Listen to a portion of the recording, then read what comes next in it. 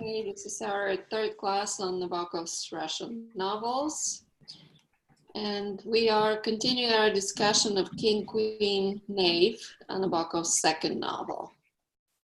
So Doris and Bonnie already started with some questions and hypotheses. I just wanted to ask a general question for those who never read it before.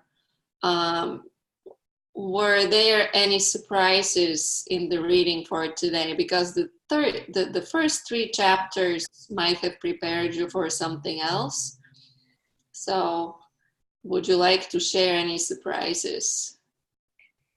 Doris?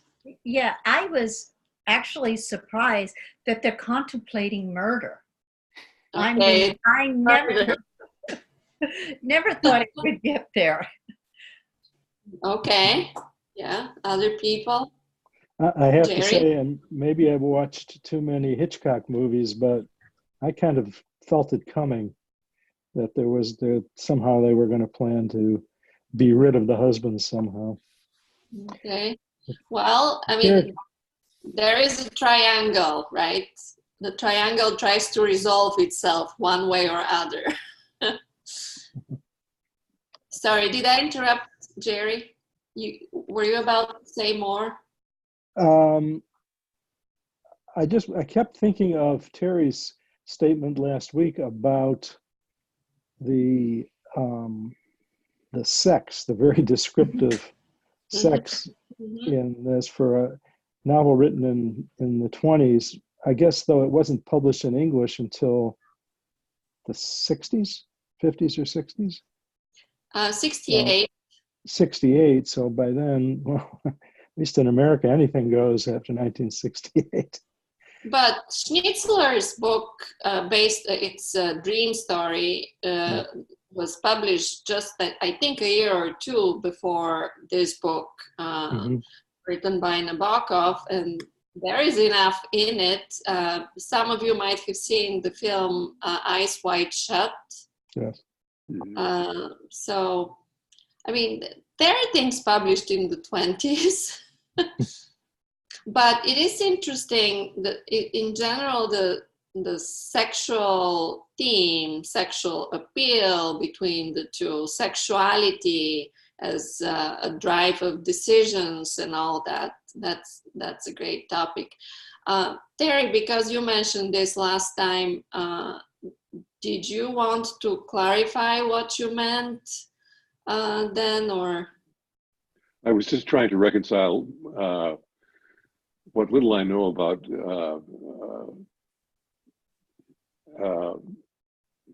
restrictions on literature in connection with Lolita and Lady Chatterley's lover, even going up to the 50s. It didn't seem to be consistent with the graphic and explicit sex in this book. But I guess having not thought about it much more, I sort of concluded in our conversation last week that it's only America and maybe Great Britain that are so prudish.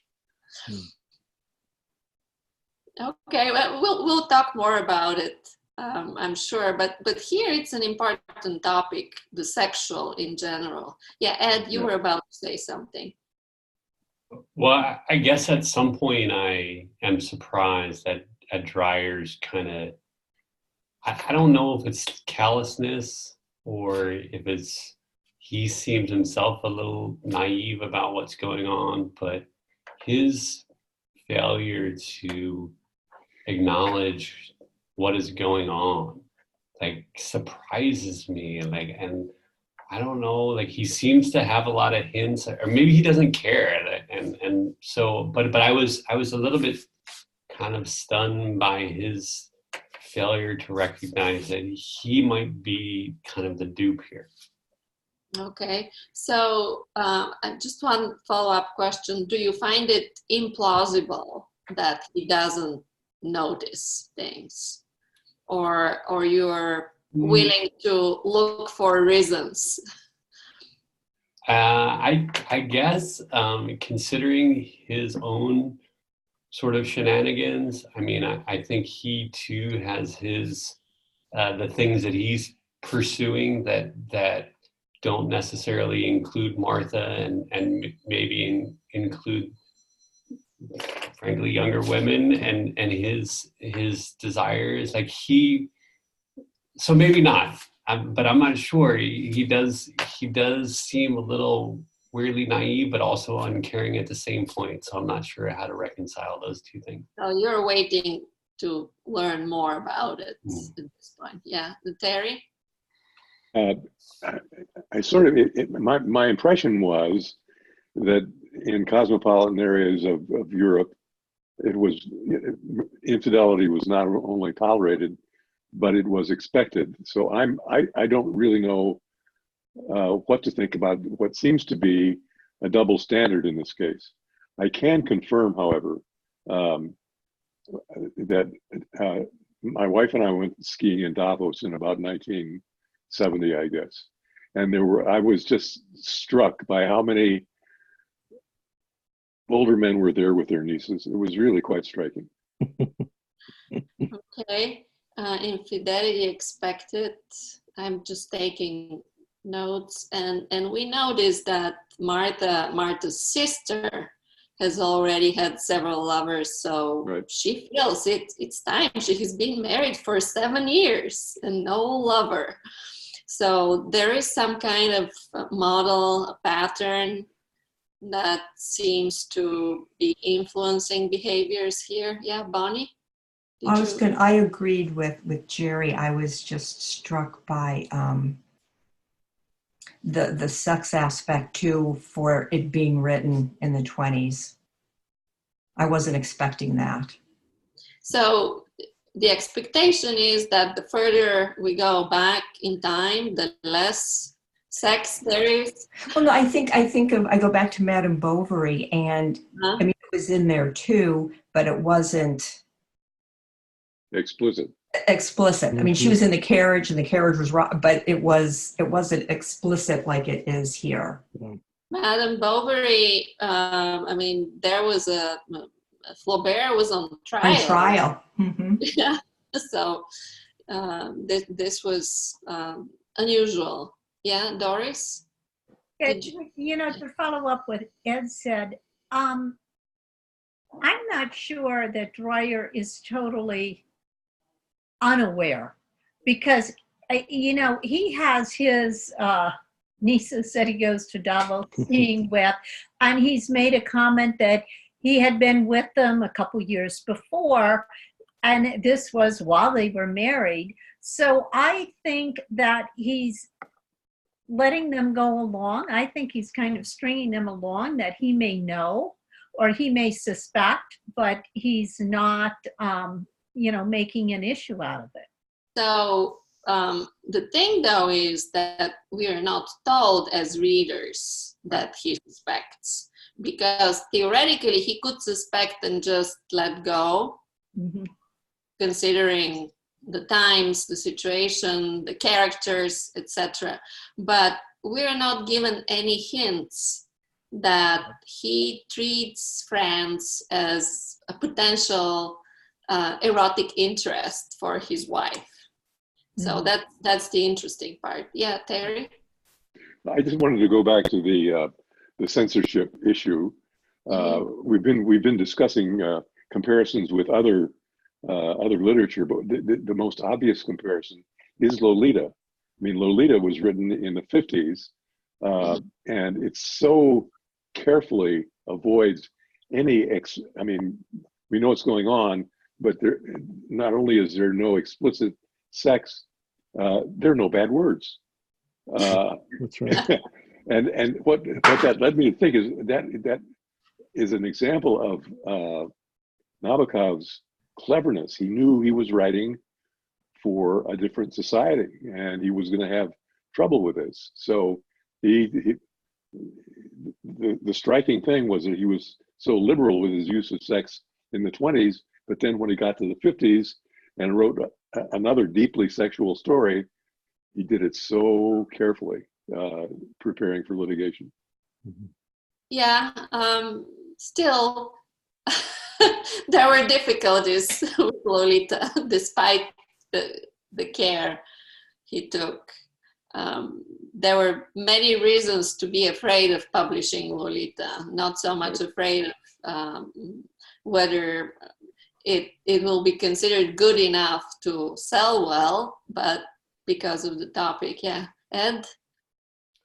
Well, getting back to your question about sort of surprising things is, frankly, I mean, Martha's attraction to him is, I don't particularly understand it. Like, he is certainly kind of beneath her in the social status, even though she seems to maybe have come from the same environment. He is, at least, I think he's 14 years younger than her. He doesn't seem particularly, I don't know, either ambitious or frankly interesting. And so that was another thing that I thought was kind of unique, is that she, who probably has a variety of opportunities, chooses someone like him. Okay, that's a great question that we need to discuss. I don't know who was first, Doris or Bonnie. One of you, I saw the hands at the same time. In follow up on that, I think she's using him. He's an end, he's a means to an end. And I get from, and again, I stopped where we were supposed to, but I get the feeling that she wants him to murder her husband for her to get all the money, but she's not going to stay with him. Well, that's one possibility, but that's a feeling you have, because Right. You can't believe she wants to live her life with him. Right. Because there were a few comments in here, and I forgot to underline them, where, I just get the feeling that, while he's committed to being with her, and she carries along his fantasy on how many rooms they're going to have and all this and that, but she wants it with the backyard, with the dining room, with the kitchen, and with this and with that, which there's no way he's ever going to be able to afford that. Right, but imagination is always a pleasant thing to entertain, right? Yeah, okay, so that's a very important thing to discuss, what these three characters, each of them means to the other, and what is the attraction, including Dreyer's attraction to Martha, whom he has married 7 years ago. We have to figure out why, and then her attraction to him, and then just if we could go over this for all the characters, that might be helpful, but let's do this in a moment. Bonnie and then Jerry. I with the question of Martha, I just think it was convenient. For one thing, it was convenient for her. She had it in her head that she was ready, or she needed an affair. And I think that's even, there's a few lines, I think, in chapter 5, where, is it the narrator said that, she's not an Emma, she's not an Anna, she's a harlot, because I took that to be because she's out actively looking for an affair. Actually, yeah, this is very directly explained. We have to find it and to read it, but the way the narrator, let me try to find it, because it is important. I underlined it. I just Chapter 5. Chapter 5. I think chapter 5. Okay, it's on page 101. Yes. I think this is following. It's the second paragraph. Right. I know the paragraph. I'm just thinking what precedes it.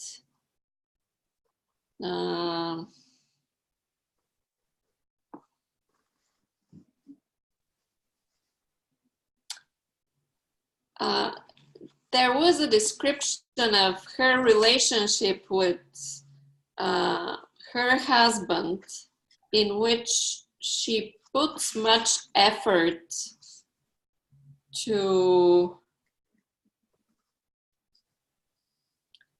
to play her role adequately, and this prepares her for harlotry.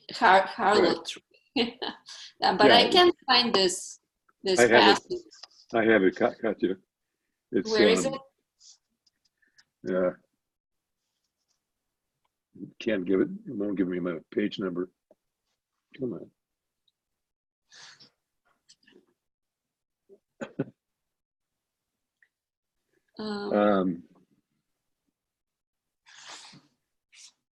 It's on page 101.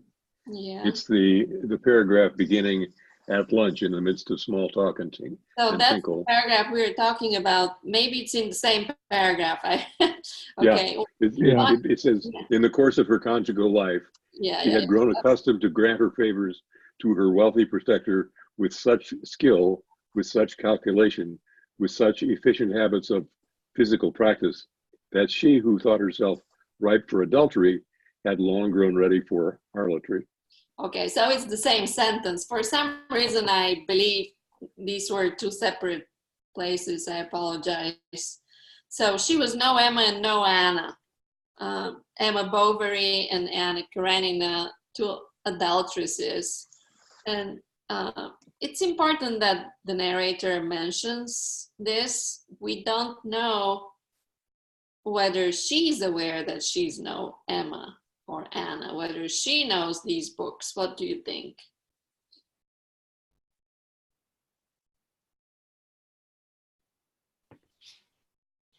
Yeah, Ed? I don't know if there's any, if there's something similar that I know, and this is not a lot about Emma and Anna, is that they're both readers of books, right? They both kind of have this sort of notion, like their imagination is very strong, and they kind of are deep into the books and the idea around an affair. But I don't get that same sense from Martha, to be honest with you. Like I think she has a different sort of sense of her, why she needs to do this. And I'm not sure why it is, but it's not the same motivation that I think Emma and Anna have. You say that Emma and Anna's motivations coming from the books, and more in Madame Bovary's case than in Anna's, it seems. But because they're coming from the books, they involve the imagination in a different romantic way. So to say, there is some kind of ideal relationship, something that cannot be your everyday reality, something that a woman strives for but never finds it. There is this sense of it's a difficult thing to find. And it looks like it's different here. The romantic part seems to be missing, kind of. So thank you, Bonnie, for bringing this up, because it is very important for understanding Martha, how different she is. Yeah, Jerry? Oh, I was wondering whether Nabokov's allusion to the difference between harlotry and adultery may reflect a little bit of what Ed was talking about. That both Anna and Emma do have this romantic idea of what a romantic adulterous relationship would be, and that does seem to be missing with Martha. But I was also going to point out, at least in my reading, that Nabokov seems to paint her as an extremely physically attractive woman. Certainly to both Franz and Dreyer, and his descriptions of her are, leave one the impression that she's a very attractive, physically attractive woman, and I don't know how that plays into our discussion. Yeah, I mean, in her, there is something in her attractiveness. If you remember, the first time Franz sees her, cold eyes are mentioned. Yeah. She's very attractive, but has cold eyes. Dreyer is returning home to his frigid wife. This is how he thinks about her. He perceives her as cold, and maybe in a sense his ambition is thrilled because she feels so cold to him that she's a challenge. I don't know. We have to go over all these relationships. Bonnie and Doris. And then towards the end of our reading for this week, I thought Franz was getting, at some point, a little bit tired of her. He didn't like her coming with her winter woolen underwear on. When she sat in his lap, he noticed that she seemed to be a little bit heavier and she had gained some weight on her bottom, and he asked her to move around. And I thought that was a little interesting. I don't know if he was getting a little bit tired of it, but why doesn't he like the warm underwear though? well, probably because it's not sexy. It's less sexy. It's not sexy. And as for the weight of her body, the new weight of her body, the word is it made it cozier somehow. Oh, that's right. Sometimes. I don't know if it is the narrator who is telling us she's getting heavier, or it is Franz perceiving it. Franz at this point seems to still be quite enamored, and now sees himself as the master, the head of the house, of the house, and all that. Yeah, Doris, you were about to. Yeah, back to the impression of Martha, and whether adultery or harlotry, she thought that she looked good. On page 101 there toward the end, like 7-8 lines up from the bottom, where, she proceeded to change, smiling, sighing happily, acknowledging with thanks her reflection in the mirror. So she thought she was attractive. But, okay. We really have to tackle this question now. How do we know about each character? Is any character described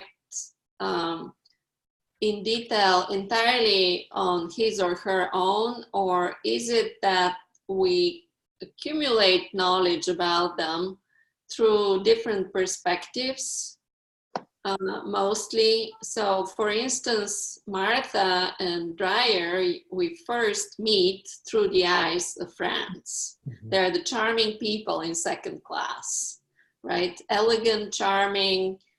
The woman especially seems so attractive to him. This meeting of Martha's is preceded by the magazine on the seat of the man with the mutilated face in third class. And here we are, go with Franz to second class and see a woman that's a cover girl of sorts. So this is our first acquaintance with them. Then Franz himself, when do we learn what he looks like, for instance? At what point? Is it when he goes to work in the sporting goods section and he's talking with, I think, is it the other man who works there, Schwimmer, and they went swimming? And is that when they? Yes, it was talked about that he was muscular and that he had been a swimmer, and I hadn't pictured that. So, but that's much later, right, in the story. The first time we become familiar with Franz's looks is again in this compartment in second class, when Dreyer looks at him and judges the way he's dressed. And then when he's almost blind with his broken glasses, it is Martha who looks at him. And this is how we learn what he looks like. And with Dreyer, I don't know, the first time again is this compartment, but after that, we see him returning from tennis, right? Right. Mm-hmm. Having exercised. We see him again at other occasions. So all this is somehow, we create our own vision of the characters through the eyes of the others, even though it's a third person narrative. We never get a description, head to toes, somebody described, but it's always coming through the perception of a different character. Nevertheless, we can say several things. We know their age. We know Franz is 20, underage. Franz is 20, Martha is 34, and Dreyer is 50 plus, huh? now 50. Okay. We know that they're all coming from a relatively humble background, including Dreyer, who has made money later. We know why Martha is married to Dreyer. There was no romantic story preceding this marriage. She married him for the money. Mm-hmm. That's how things are done. She's 16 years younger than him. And when she starts the affair with Franz, it turns out she has not experienced sexual pleasure before that in her life with her husband. And that seems to be some kind of a pivotal moment that makes Franz particularly happy and proud. And at the same time, we know that to Dreyer, Martha is a completely different type of sexual partner than she is to Franz. That's one thing that becomes clear. And same thing to her. To her, Dreyer is absolutely not attractive as a sexual partner. That's clear. Why is this so? Is it because, in a sense, she's prejudiced from the beginning?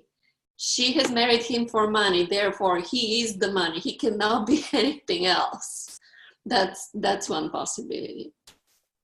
So for Franz, Dreyer is the sponsor, uncle, sponsor. She, though, Martha, is somewhere in between until she becomes a lover. She is the wife, but she's also an attractive woman. And now, on the one hand, the relationship is very clear.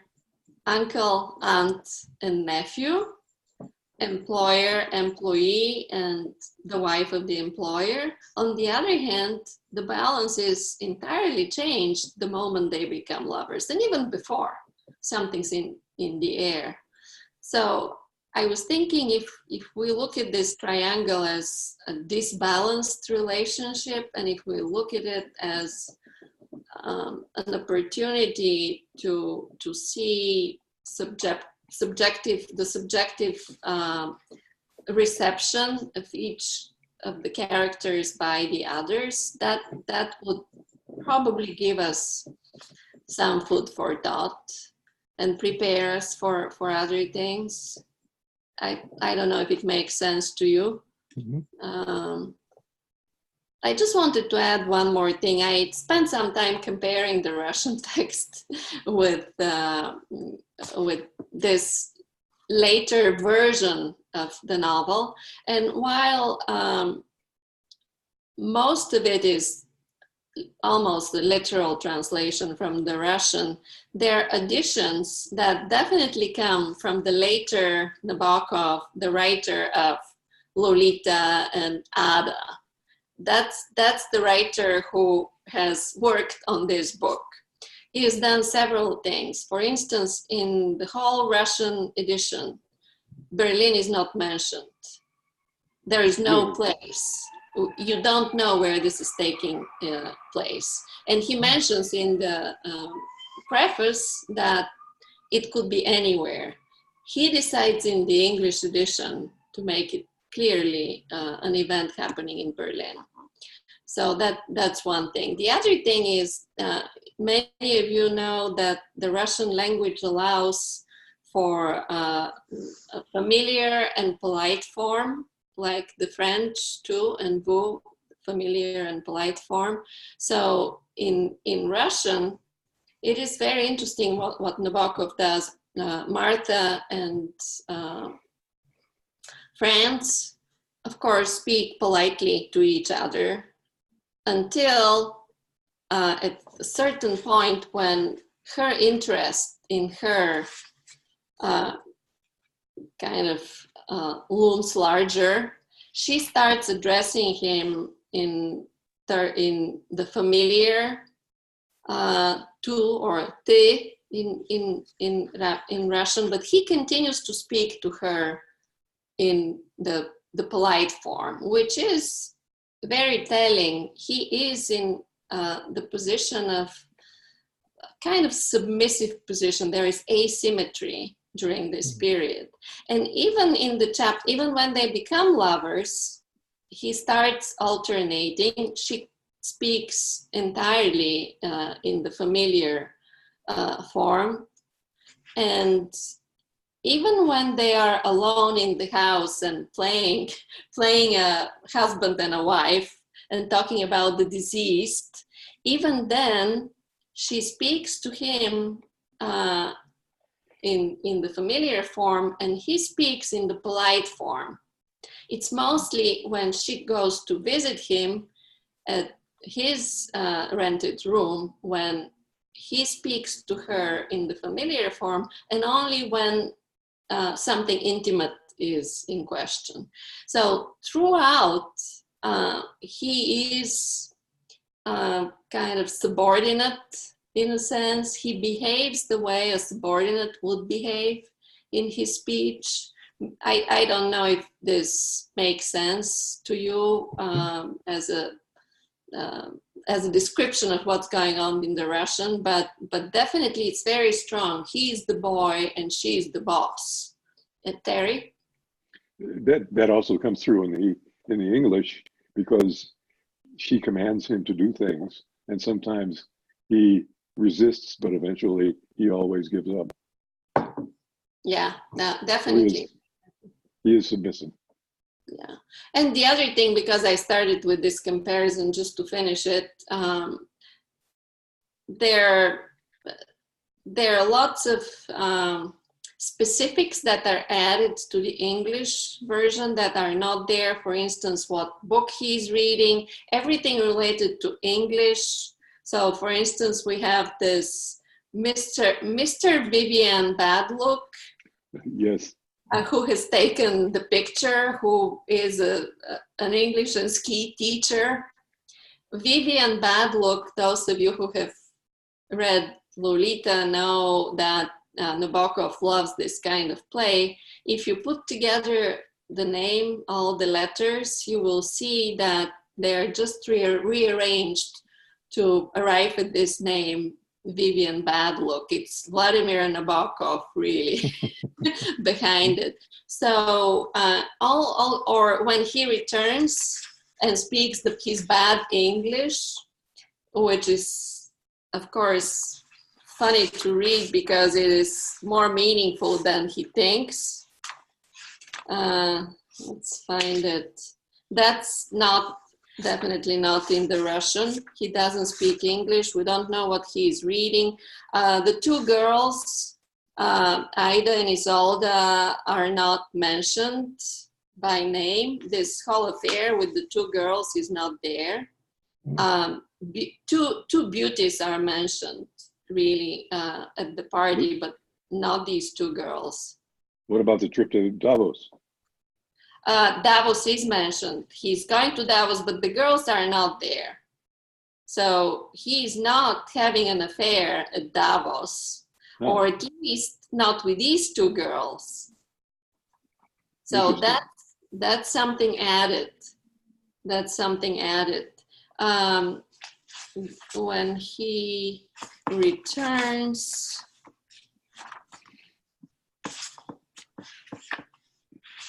Oh, where is it? Sorry. It's in chapter 8, right? No, it's in chapter 7 when he returns. Just no. And Oh, it's on 160, right? mhm. Can somebody read it to us? What he says? It's in italics. It's supposed to be English.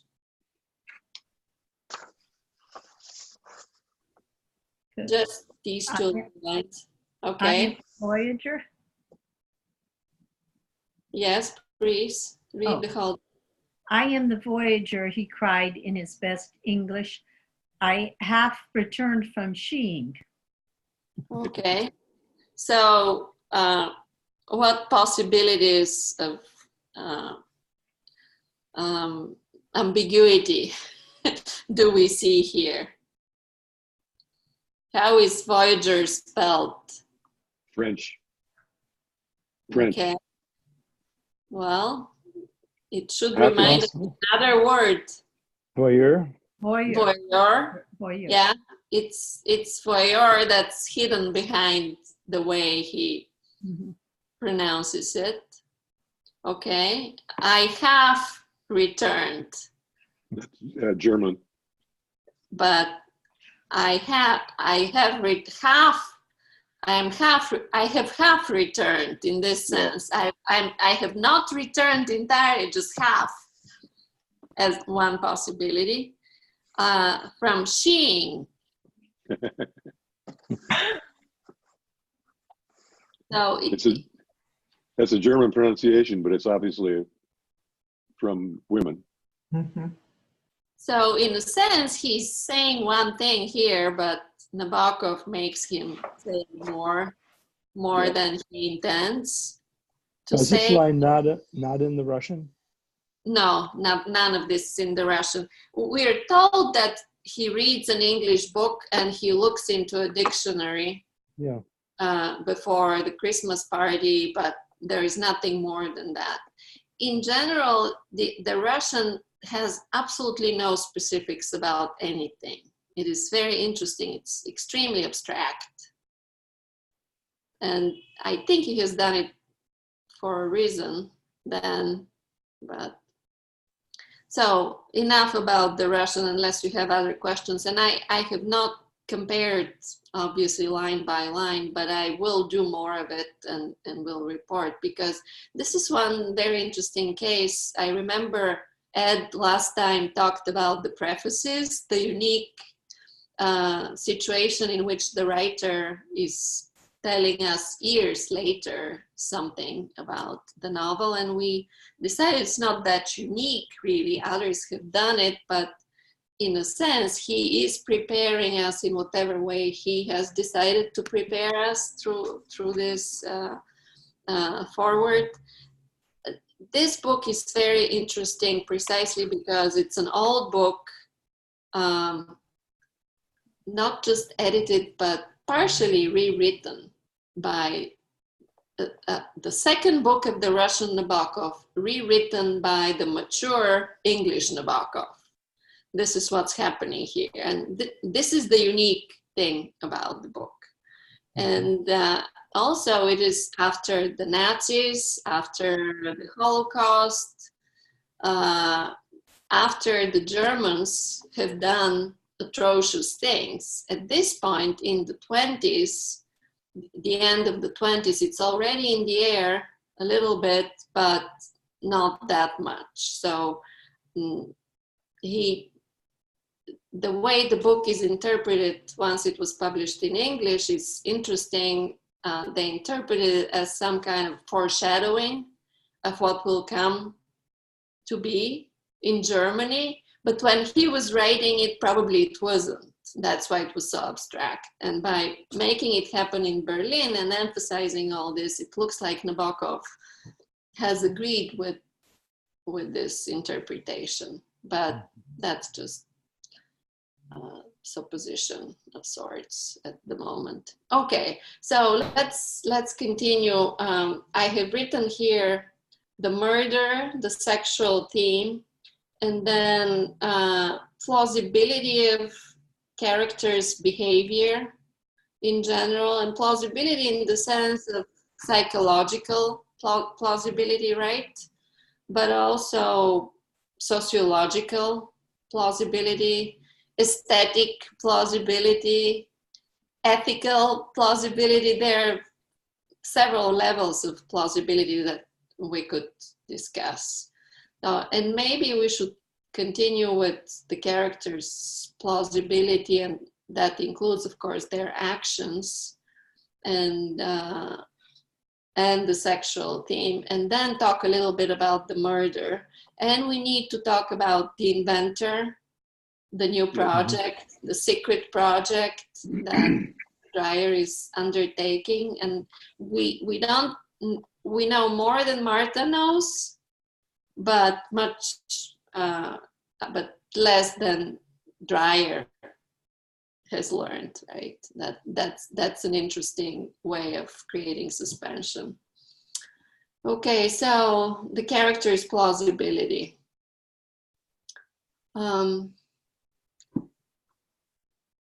Let's start with Franz, because we started with him.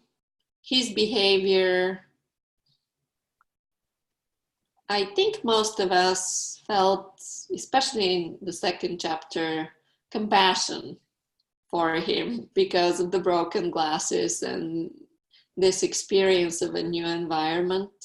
Has this changed for you as readers? The compassion.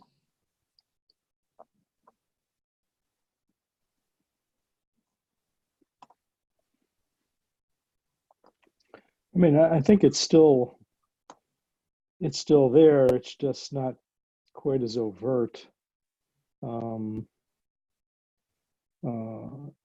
Sympathy. I don't know if compassion is the right word. Maybe sympathy for his age and naivete.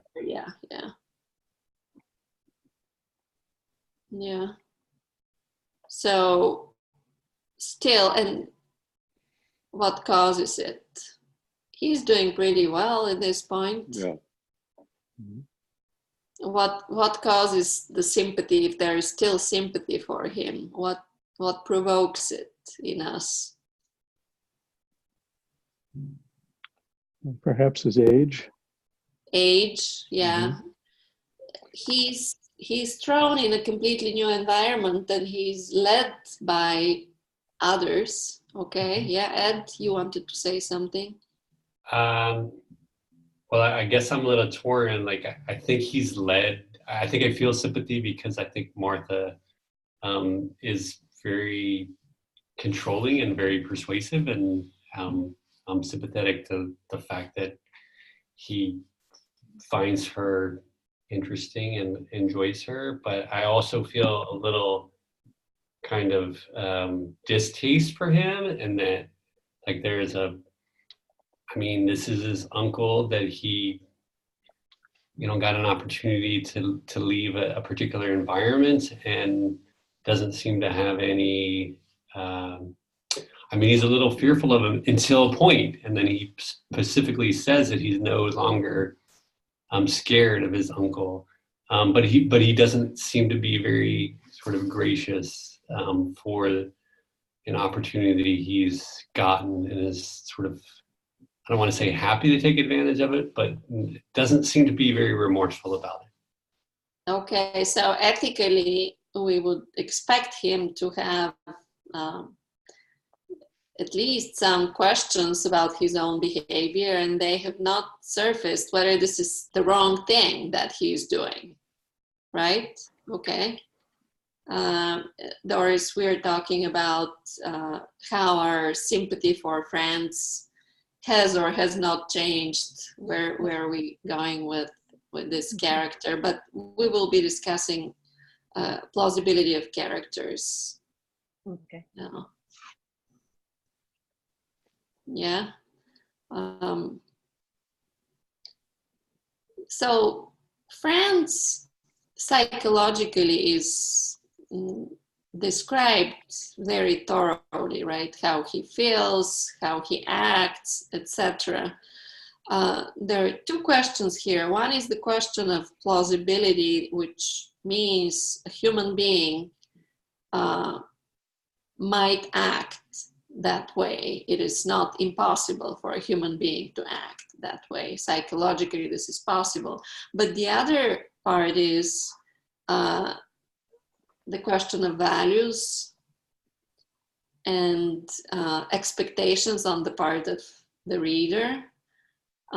So we feel that he should have at least some discomfort for his disloyalty, in a sense, to Dreyer. Dreyer has not encouraged this. He hasn't prevented it, but he has not encouraged it. There is no reflection on the part of Franz, whether Dreyer knows, whether he suspects, whether he closes his eyes. We know nothing about it. Neither Martha thinks about it, nor Franz, nor Dreyer himself, according to this narrator, right? So other things happening to Franz and their plausibility or implausibility.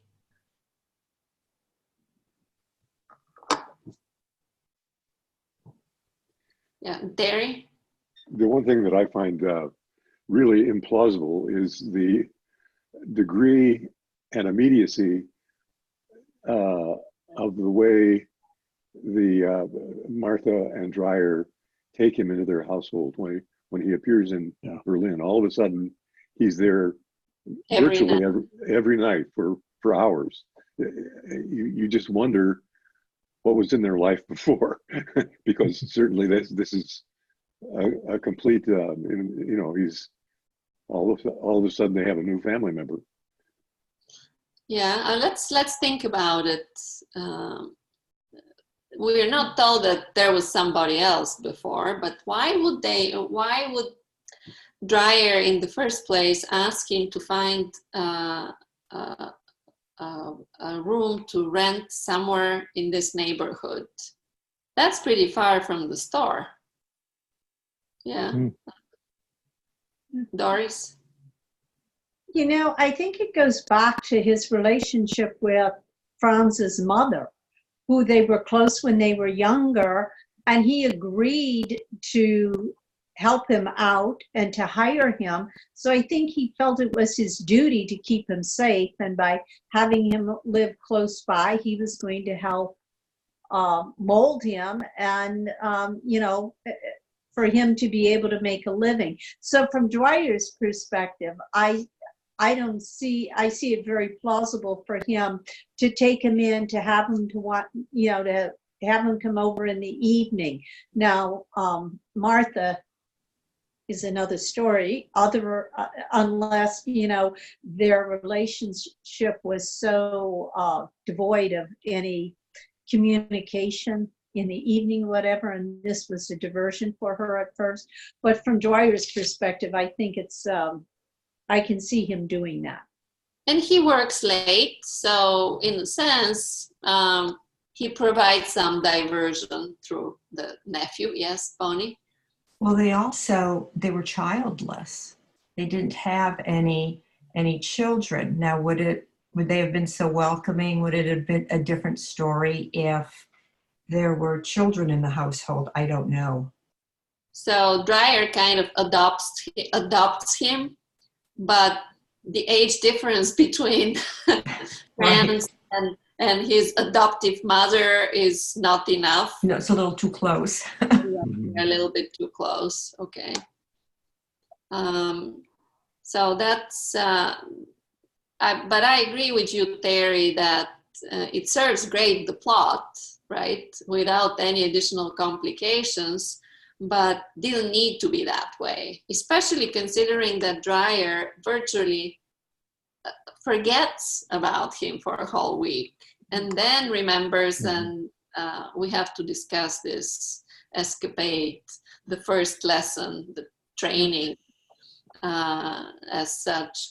So it is not clear. Maybe it doesn't need to be clarified. It's just they find themselves in a situation in which they're together quite often, the three of them. The triangle is not only a fact, but it is there all of the time. It's not that one of the three is far away and there is no communication for some time or anything like this. They are together. They're close in physical space.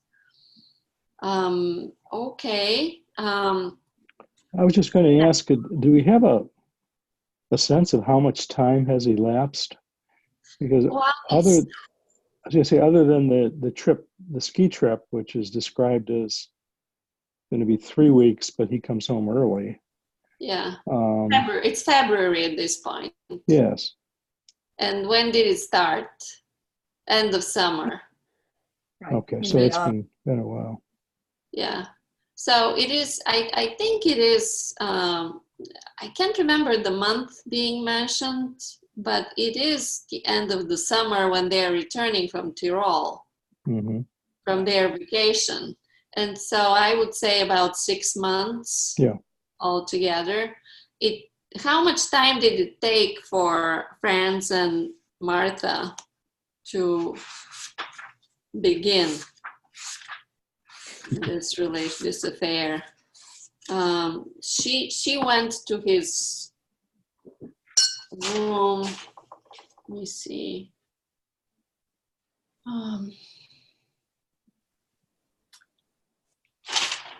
Sorry. She went there. I mean, whatever it is, she would wish it would be quicker, it seemed. Yeah, right. Once she identified him as a potential lover, and there wasn't anybody around, and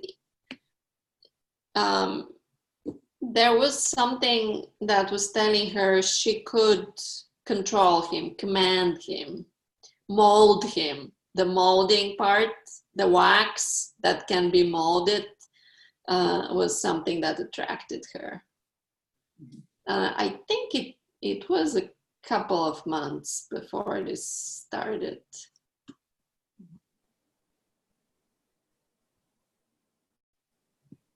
Something like that.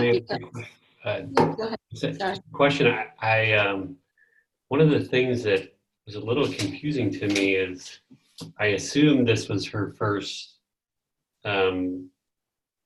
sort of adventure into this world, but she doesn't have this strange, I don't know, imagination of certain things that happened in the past, like where she almost had the opportunity, but she decided to decline them, where she had 3 or 4 instances where she was either approached by men and decided to deny them, or were there creations of her? I'm sorry, yeah, or were there imagination? Yeah, I wasn't sure. Yeah, but is there evidence in the text? I mean, other than she's imagining them, no. She certainly is prompted by her sister's experience, right? And right, she has everything. She has a rich husband. She has a great house. She has nothing to do. The only thing missing is a lover. That's the fulfillment of her role will come when she has a lover as well. Sorry, Terry? I do think, I agree with Ed that there's indication that she has been hit upon 2 or 3 times by somebody that she didn't consider, she considered and then decided was not a good candidate for one reason or another. So Franz then, yeah, go ahead. Yeah, I think it's what I think Terry and I are thinking of is on page 55, where she has like these 3 images in a row of men that have, I believe, confronted her. And, you know, one is such and such, one's an American, one is, and it was unclear whether she is, again, and this is, I guess my question, was she imagining them, or was she, or were those real events that she chose to sort of deny herself what it seems Why like don't she we, wants. yeah, why don't we read it and try to figure out whether what it's the once again. Correct. Yeah. So can you start, Ed, with the shiny images in her? So I'm just looking for the best place to start. Is that above though? Once again, yeah. Why don't you start from the beginning of the paragraph, Okay. because it's situated in it. Yeah. A drizzle had set in. The doors of flower shops opened wide to catch the moisture. Now it was really raining. She could not find a taxi. Raindrops were managing to get under her umbrella and wash the powder off her nose. A dull restlessness replaced elation. Both yesterday and today were novel and absurd days, and certainly not quite intelligible, but significant. Outlines were showing through confusedly. And like that darkest solution in which mountain views would presently float and grow clear, this rain, this delicate pluvian damp, developed shiny images in her soul. Once again, a rain-soaked, ardent, strong, blue-eyed man, a vacational acquaintance of her husband's, took advantage of a cloud burst in Zermatt to bluster her into the recess of a porch and push her and pant out his passion, his sleepless nights. And she shook her head, and he vanished behind the corner of memory. Once again in her drawing room, that fool of a painter, a languid rascal with dirty fingernails, glued his lips to her bare neck, and she waited a moment to make out what she felt, and feeling nothing, struck him in the face with her elbow. Once again, and this image was a recent one, a wealthy businessman, an American, with bluish gray hair and a long upper lip, murmured as he played with her hand that certainly she would have come to his hotel room. And she smiled and regretted vaguely that he was a foreigner. In the company of these chance phantoms, rapidly touching her with cold hands, she reached home, shrugged her shoulders, and cast them aside as casually as she did her open umbrella, which she left on the porch to dry. One more paragraph. Yes. I'm an idiot, she said. What's the matter? What's wrong with me? Why worry? It must happen sooner or later. It is inevitable. Okay, thank you very much. So based on this description, these images are these images of actual events that she's reimagining, remembering, recreating, or are they entirely imaginary? That was your question, right, Ed? Yeah. Yeah. What did you think? They sound like memories to me. What makes you think they're memories rather than fantasies? Once again, and this image was a recent one. Mm-hmm. Okay. Also, there is something about the specifics. Yes. These men are not some kind of abstract princes or possibilities, even bad possibilities, but there are specifics about them. Yeah, I mean, I felt like they were real episodes as opposed to imaginations. And then, of course, what threw me off a little bit is just the phrase of chance phantoms that, you know, possibly she's just imagining me. I'm not sure. Yeah, I mean, the fact that she's remembering this, at what point she has been with friends in his room and bargained a better price, right? The 50 price, and she bade him goodbye at the corner, and she saw the glitter of gratitude behind his glasses. The room itself seemed to be smiling. Things like this that have have happened just before that seem to prompt her memory, her imagination to go back to 3 occasions when this didn't happen. And her conclusion is it must happen sooner or later. 3 times it didn't happen. Maybe it's time for it to happen. It's not the first time that she has this opportunity. Yeah, she calls it inevitable. Yes, it's inevitable.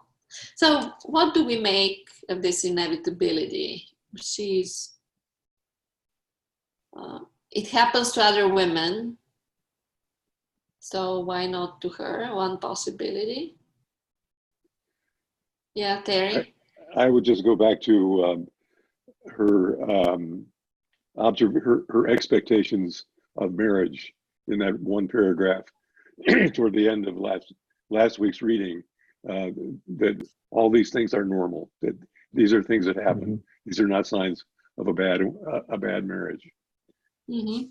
And this is her starting point, right? She's not looking for an affair that will provide a partner who would help her kill her husband. That's not the starting point. The starting point is others do it, others in my position do it. I should do it too. And besides, there is nothing about Dreyer as nothing that excites her romantically or sexually. She basically feels sex is a duty for her. She feels her other duty is to remind him how things are done properly because he's a little bit unruly.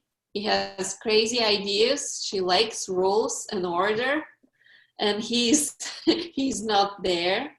So she feels she's fulfilling her role quite well. She has put together this house. She gives parties. She dances. She's attractive. Everybody envies him. Everything's good. One more thing, and it will be entirely full. She would be a fulfilled woman. And that's why not France? How is France better than these other guys? Is it simply because he's number 4 and it's high time for something to happen, or maybe because she thinks she can mold him? He's younger. He's younger. He's not married. Yes, he's not married. She must see that he absolutely adores her and is very attracted to her. And this flatters her. There is no way that she will notice this. And there are several hints. Okay. So, and he's available. He's there. Above all, it's convenient. Mm-hmm. It's convenient. She can be in control throughout. And this could be her little secret revenge on the husband who annoys her. Just starting something with France feels like a good revenge for a man who is so unpredictable, who has taken her on a honeymoon to Norway, of all places.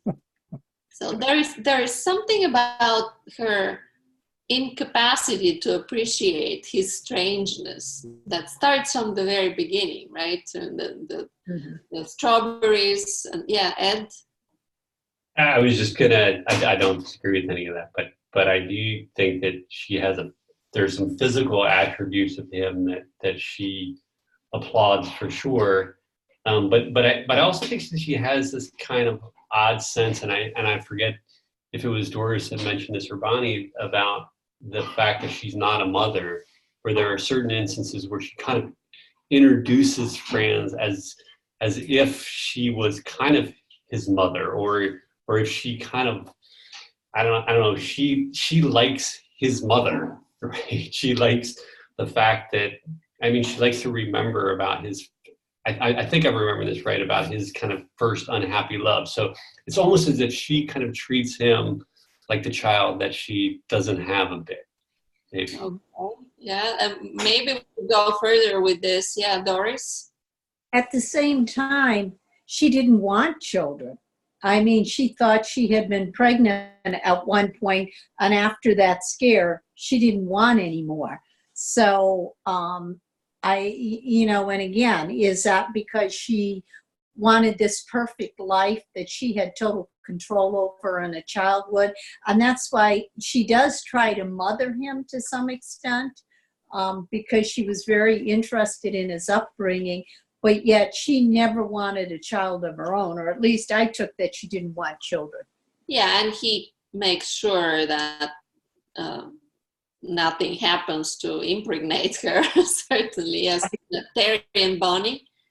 I think the text makes it clear that she fears pregnancy, but I don't think it says anything about an aversion to having a child. Right.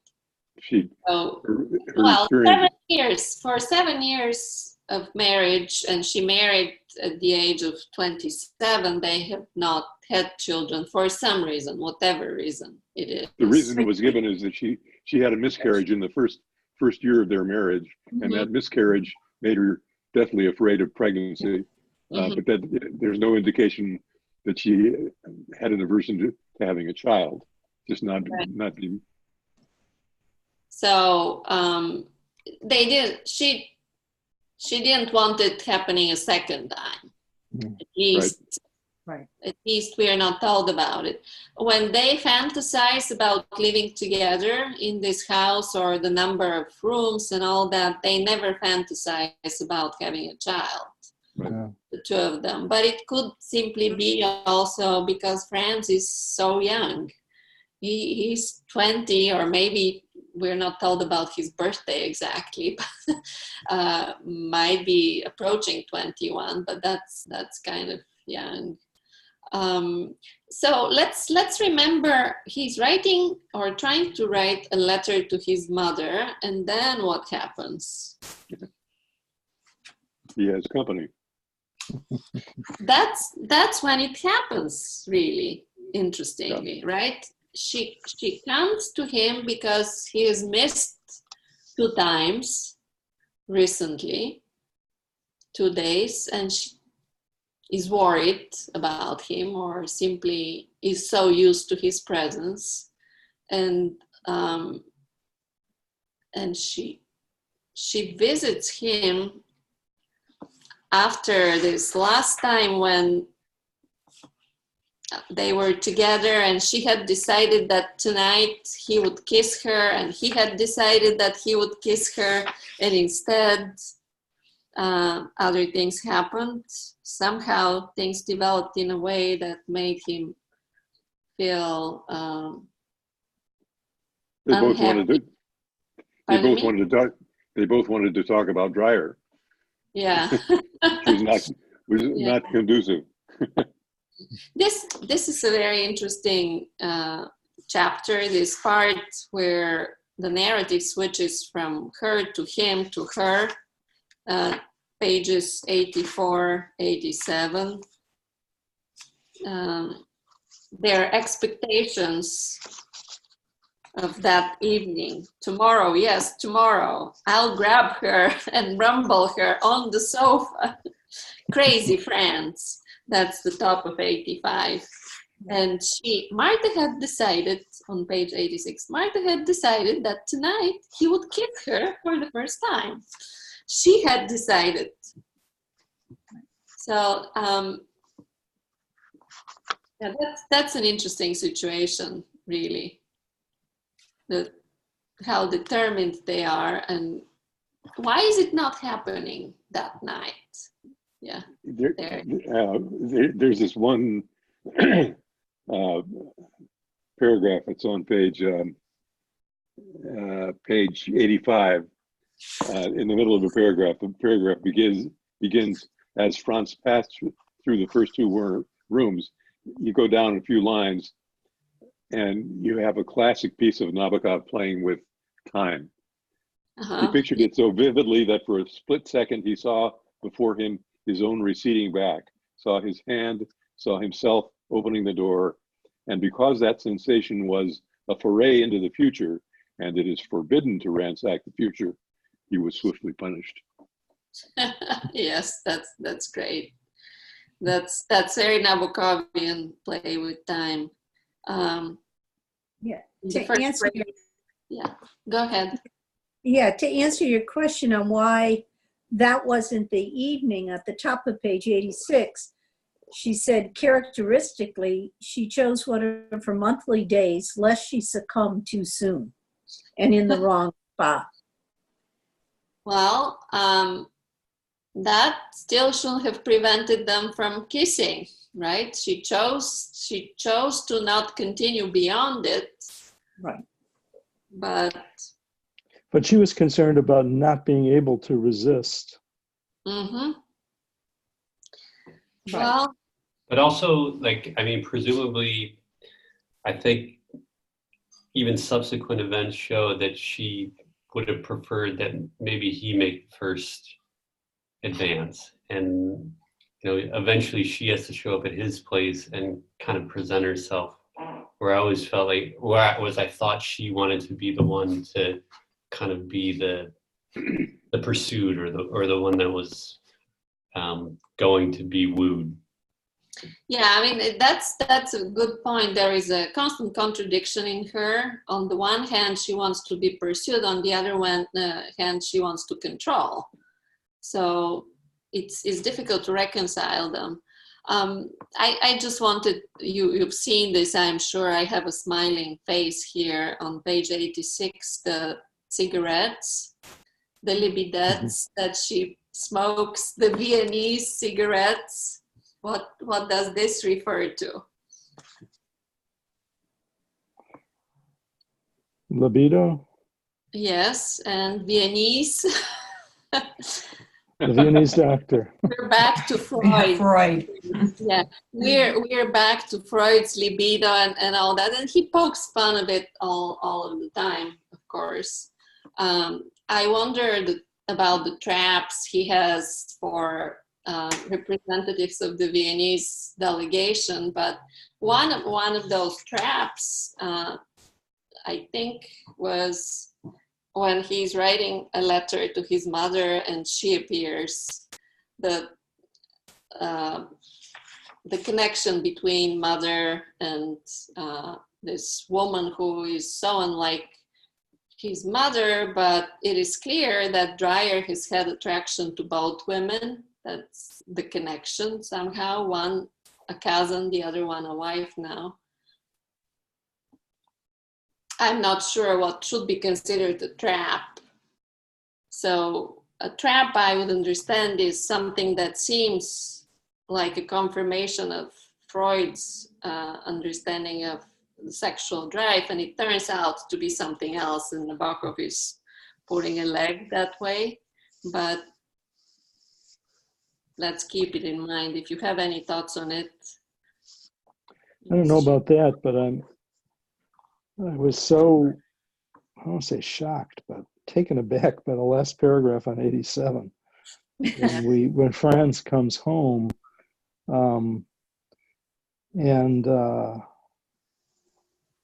there's this dreamlike state in the previous 3 or 4 paragraphs, and then here, this is a very realistic description of him coming home, passing the foul little water closet, and then the sight he sees when he looks into Emrich's apartment.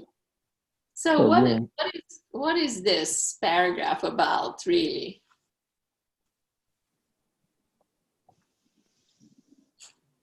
It's realistic on one hand. On the other hand, it's a strange observation. That's the landlord. Now, this the last sentence refers to a movie, the Hindu Prince farce. There are 4 or 5 references to this movie, and the actor, S, I think is his name. Yes, yeah. I have no idea where that's going. But it's interesting that this odd image of Enricht on his hands and knees is made in conjunction with a reference to the Hindu prince again. Yeah. I have no idea. This will appear several more times. Yeah, I mean, there is more of it, but yeah, I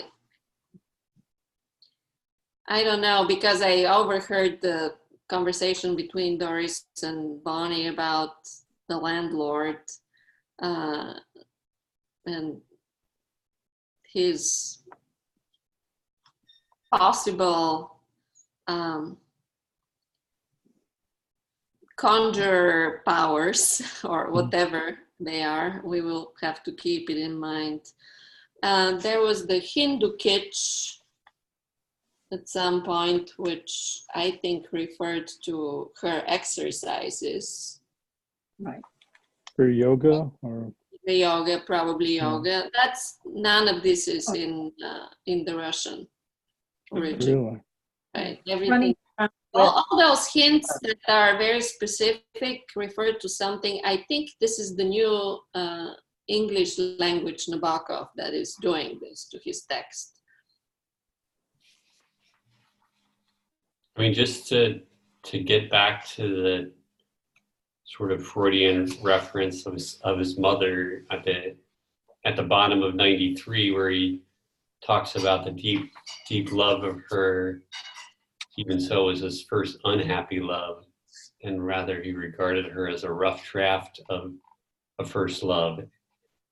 And I mean, that's a odd reference to your mother. I mean, I love my mom and all, but I never thought of her as that kind of rough draft. So I mean, I think there's something fascinating about Franz and his connection both to his past and that he chooses a woman like Martha, who to some extent, not that she could be as old as his mother, but treats him like a mother. So I don't think it can be completely divorced from his, I don't know, from his sort of the way he thinks about things.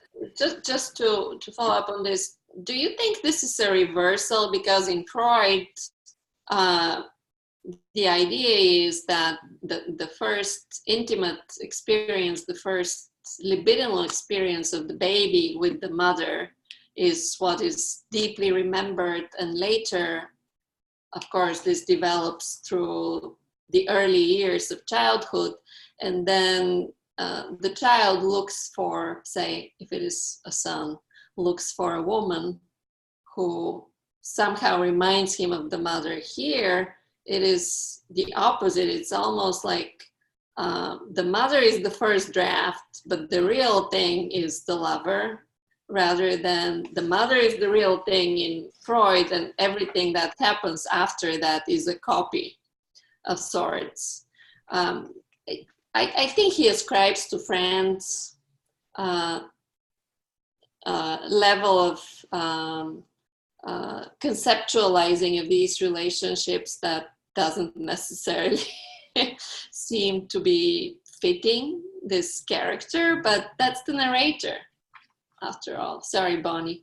No, I just thought it was interesting. I was struck by the fact that earlier we knew that Dreyer had, danced with his mother, and I don't know if he was attracted to her, but then when you have here Franz's description of her, it's so, I was struck by it. It's like her bed bug brown fat birthmark on her neck, the depressingly familiar odor of her skin and clothes, her enormous dropsical ankles, a completely different description. And when you look at Martha, complete opposites.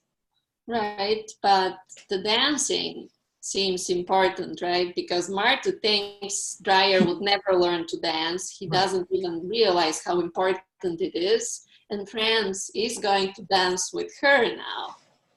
And she'll be teaching him. She is teaching him. The very metaphor, dancing as a metaphor of synchronizing doing things together, partnering, but also being led. In this case, he's led. He's even an inch shorter than her. We know, although at some point he thinks he's kind of grown up. But even in this little detail, she is the leader somehow. So dancing, let's keep dancing in mind and return to it. Do you want to talk a little bit about Dreyer and Martha and their relationship, or her Dreyer in her life? Because this seems to be, at least to some extent, important. We are told that she cannot separate the bed from the bank. So for her, these things are intrinsically connected. And the new thing now that is happening is somebody else has replaced the bed. It's a different bed, but the bank is attached to the previous relationship. So what happens? But in general, his perception of her perception of him, I mean, he's becoming more and more annoying to her, it looks like. Why? What does he think about the way he's treated by her? Doris, maybe you wanted something else, but you go ahead. Well, in going back to her viewing him as a bank, she made sure that the will was done, that his brother was not in the will, that it was there. And then when this inventor and this new business proposition was coming up, she wanted to make sure that he put more money in the secure bank in Hungary instead of investing where she couldn't get out of it. So she was making sure that that bank part was solidified. Okay, just making sure that in case this new deal is not that successful, more money secured. Right. Okay, the will cost her two I can't remember, 2 days or 2 nights of yes, strenuous sex. Strenuous. It is one thing that's very interesting here is the juxtaposition of the two. She can't get enough of France, and at the same time, we are told she absolutely abhorred this husband of hers. And psychologically, this is very interesting. Obviously, one is attractive to her and the other is not, but I have this feeling that Dreyer is unattractive because he's the money. He's nothing else but, because it is the commitment on her part. She has sold herself. Mm-hmm. That's clear. By the way, Nabokov really makes, I thought, a very nice analogy. France's idea is the first thing that he should do is to go to the prostitutes, find the prostitute. And he almost does, right? When he's returning from this night lesson, but nothing happens. And then we're told that Martha has prepared for harloting, and she turns out to be the woman for him. So I'm not saying that she's prostituting herself in the relationship with France, but he has come to look for it, and this is what he finds. And there is maybe some meaning in it that we could keep in mind. Yeah, Ed? At the bottom of page 39 and 40, like this is where I almost thought that I thought Dreyer had almost given up on her. And he kind of goes through these things that he wants to say out loud to her, but he doesn't do it for, I'm not exactly sure what reason. But I guess if I were to kind of summarize her is like he doesn't think she's very I don't know, very kind for one. Like I just the image of striking the dog is one of them. But he also talks to this notion of her just kind of letting herself go and maybe having a good cry every once in a while. Like I just like in this instance, I'm like, this is already done. Like they are. He doesn't have any respect for her anymore, if he ever did, and I'm not certain. But he does have a good list of things there why he finds herself maybe a little non-desirable anymore. Interesting. This reminds me, we have to maybe pay attention to such little things. For instance, the first time Franz meets Tom, he talks, there's a comparison between dogs and cats. I think it's on page 51. And what he says about cats is, we shopped lots of stray ones back home, a school friend and I, especially along the river in spring. And that's the first time that he appears in this light. He totally dislikes the dog, and the poor dog is always happy. I'm on the side of the dog here, but there is something about Franz's behavior towards animals that might be telling at this point. I also thought it was an interesting parallel between the way Dreyer treats his driver and the way Martha treats Frida. Remember, Frida had a toothache and forgot to tell her that Dreyer has called, and she was scolded in a most rude manner. That abscess in your tooth is not the reason enough to forget such an important thing. But what Dreyer does with his driver is interesting. He never inquires directly. He just tries to see whether there is any smell, whether the man is really drinking, but never says anything after the first accident. And then the second accident kind of puts the end to it. But there is definitely a difference in the way Martha and Dreyer treat the world, treat the others around. In the beginning, she says, poor relations, you're hiring poor relations that would, what was the verb? Swamp. Swamp. Well, I think it was swamp or the company, something like this.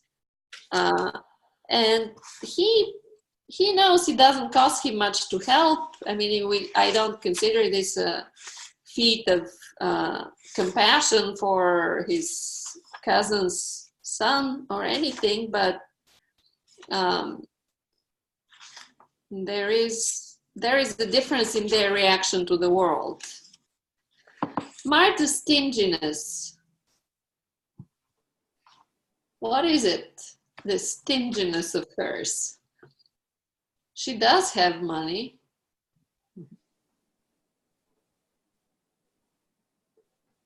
What's an example of the stinginess you're talking about? Traveling second class instead of first, although they can afford it.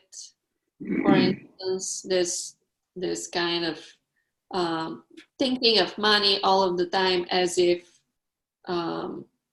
money was scarce. Yeah, Doris and Ed. Yeah, I think it was from, she knew where she came from and she didn't have money. So she wasn't going to spend it for something that, like going to first class to second class. Yes, she would have had dinner, it would have paid for and so forth. But it wasn't that much of a difference. But I think, she wanted to preserve as much of the capital as she can, without spending it foolishly. on, so that she would have money. I think she was afraid of going back to where she was. Okay. Yeah.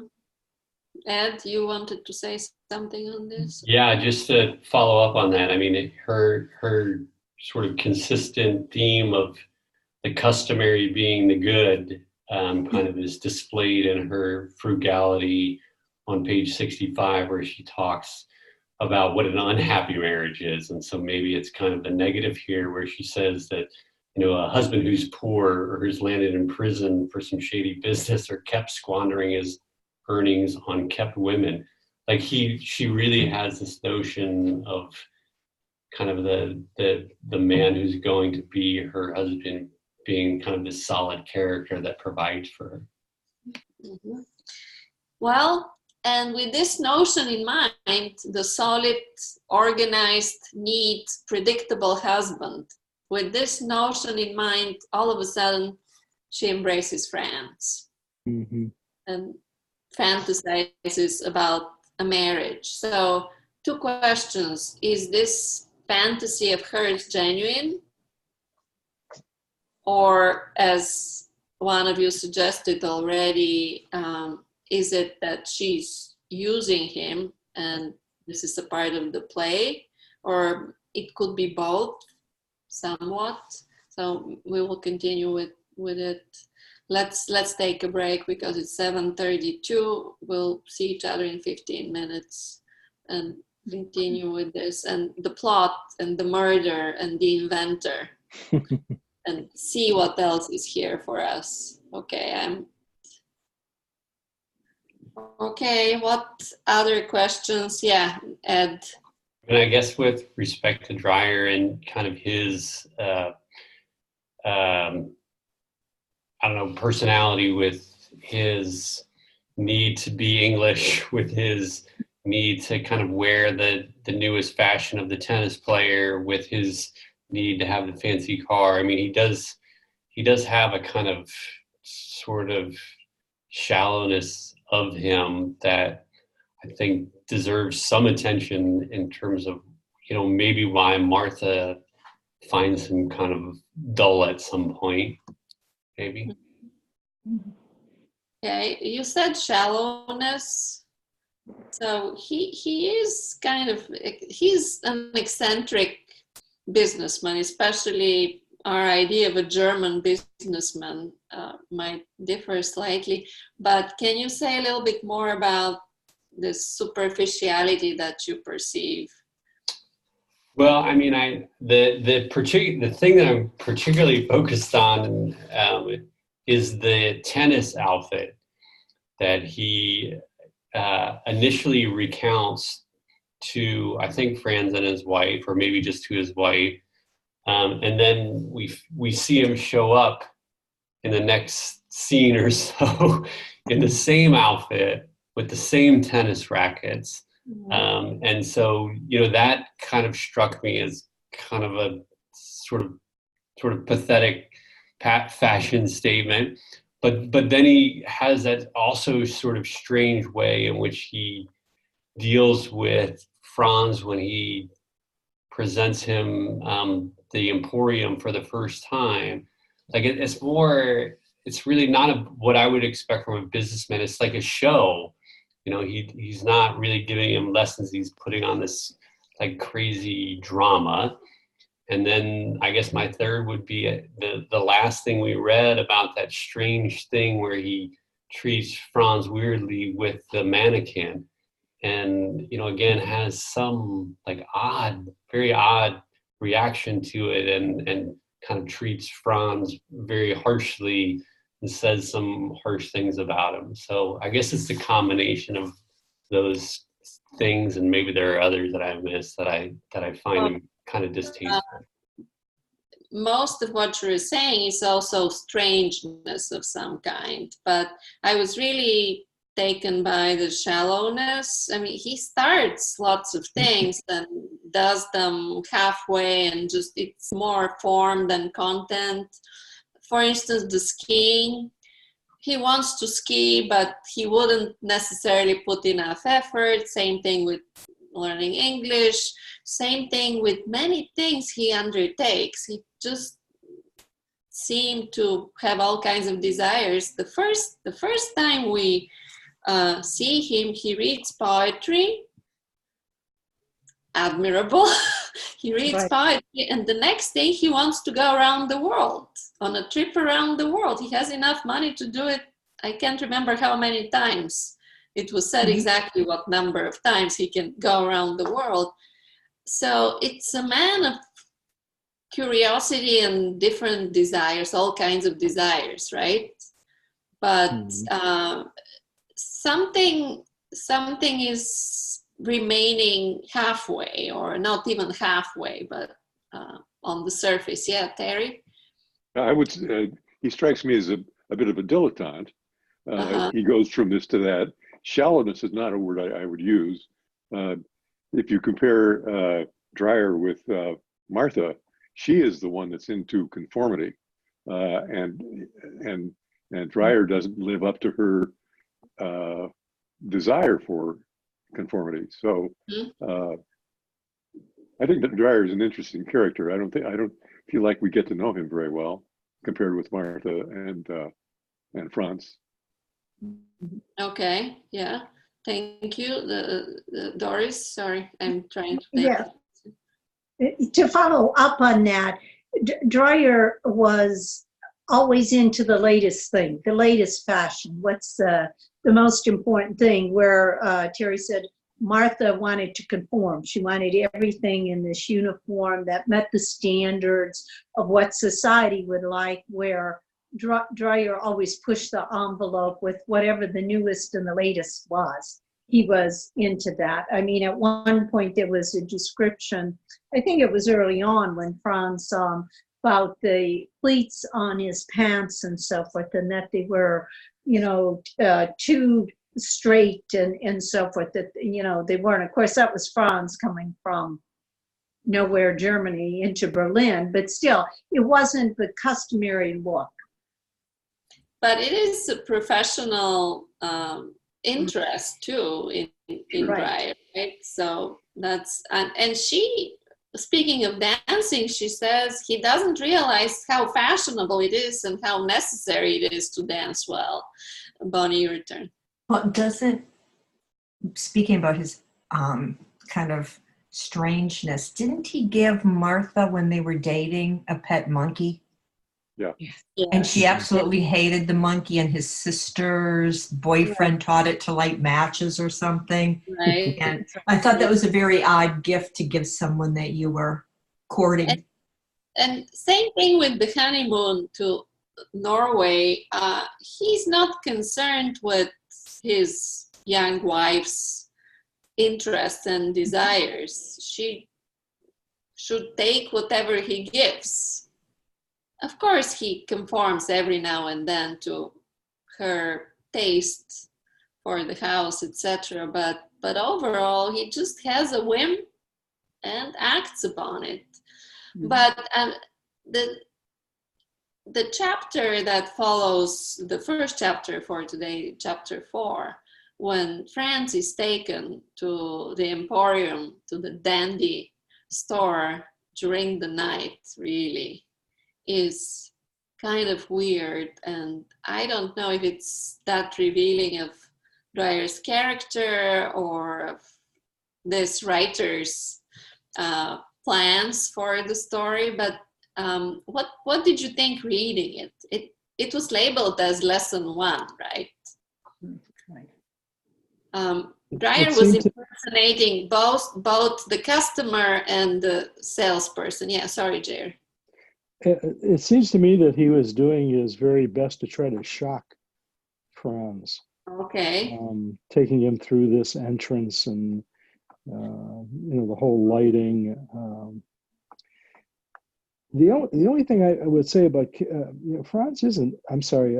Dreyer is a very interesting character. He does have. He does have the stability to put away all this money. He's got a lot of money put away in some safe bank account that's not at risk, so to speak. So there's a certain subtleness about him. And there also was that one reference to him having made so much money off the inflation. Right. And I was curious as to whether that appears in the Russian, only because if it so fits being said in Berlin. But if it were, you know what? I have to check this in particular, and I could check it even now, but don't want to waste time to see whether the word inflation is mentioned, and then yeah, no, that's it's kind interesting. of off. It's Right. kind of off Right. subject No, but from what we're it's a talking very good point. How did he make his money? Did he make them with his businessman's ability, or more as a player in a situation that presented a chance for grabs? Something like this. That's a very good point. Yeah, Ed. Well, I mean, to get back to the Emporium scene, that is just really strange to me as well, where a couple of phrases and a couple of things struck me where he talks about kind of his childish delight to choose the most mysterious interests. Like what is he doing here? Like, he's a businessman trying to educate his nephew to try to make him a good salesman, and he chooses this sort of strange introduction to it. And then after all of the oddity of giving him his first lesson, you know, he takes some strange pride in walking out of the Emporium with all of the, you know, the ties on the you know, on the rack or whatever there, the ties that he should have put away, but he decided not to. And I'm thinking to myself, like, what? So why don't you just put him away? Like, he's getting some sick or some weird pleasure out of leaving these things laying around, and someone's going to wake up in the morning and go, what the heck happened here? Like, it was just a very strange thing. Yeah. Oh, and I'm sorry, one more thing. Like, the fact that he, even before, like, his wife thinks that they're going to a brothel, and I thought they were going to a brothel. I thought that would seem to be the most natural thing. And he weirdly takes him there, and it's kind of like a weird substitute for the thing that I thought they were going to. Yeah, but weird. Okay. Any thoughts on the weirdness? Well, what came to mind, and I can't remember whether it came to mind before or only after you mentioned it, when you mentioned Schnitzler. I mean, that whole scene is like a scene out of Schnitzler. You know, it's this kind of weird, dark scene where you really don't know what's going to happen next. And like Ed was saying about them thinking they're going to a brothel, I kept waiting for that to happen, you know, and it just. And Martha was convinced. This annoyed her greatly. I'm just looking for this theatrical performance that Dreyer creates. The first customer is somebody who asks for a plain blue tie. And so the advice that's given to friends as a salesman is to try to sell something else. But the customer is called an idiot and several other things. Oh, I'm sorry, I just missed it. The bottom of page 70. Bottom of 70. Okay, so this customer actually could easily be friends purchasing a tie in the store. And Dreyer is, okay, you must make it bloom before the idiot's eyes, 71, right? Bloom the tie, this other tie that is more expensive. The vampire red, etc.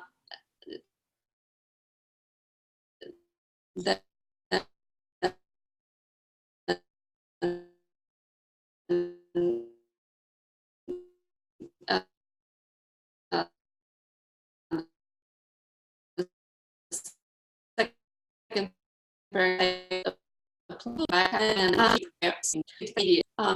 that's the potential naive customer. But does it remind you of anything else that the narrator has suggested further about Dreyer's take on France? We're told that he has classified him forever. Right? So, yeah, Ed, you're muted. Sorry, there are some pretty harsh things that he says about him over time, but the one I'm thinking of is on page 106, where he talks about his banal mind and his limited ambition and his simplicity and his vulgarity. Like, and there is this constant underestimating of Fran's character. Maybe it's appropriate, but he certainly has no fear, I think, of him interjecting himself into the business world that he thinks himself kind of a master of the universe fella. Okay, so he's the god. He's enacting performances. He can do anything. He's the creator of this empire, really, the dandy empire. So because we talked about the potential implausibility of the fact that Dreyer ignores Francis' presence at the house every evening, and the potential affair between Martha and Franz, I was thinking that this might imply, at least to some extent, that to Dreyer, both Martha and Franz are classified static. No changes are expected from them. Nothing's going to happen. He's not curious about them. Here is on the same page 106 is the frigid wife. I was just going to suggest that we read a little bit. Okay, maybe start in the middle of the page, and you read a little bit already at yeah, maybe earlier.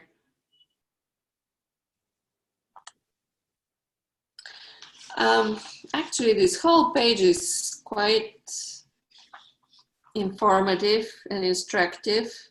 Starting on 105. Why don't you start on 105, the last sentence there, Bonnie, and continue a little bit, and then others will take over.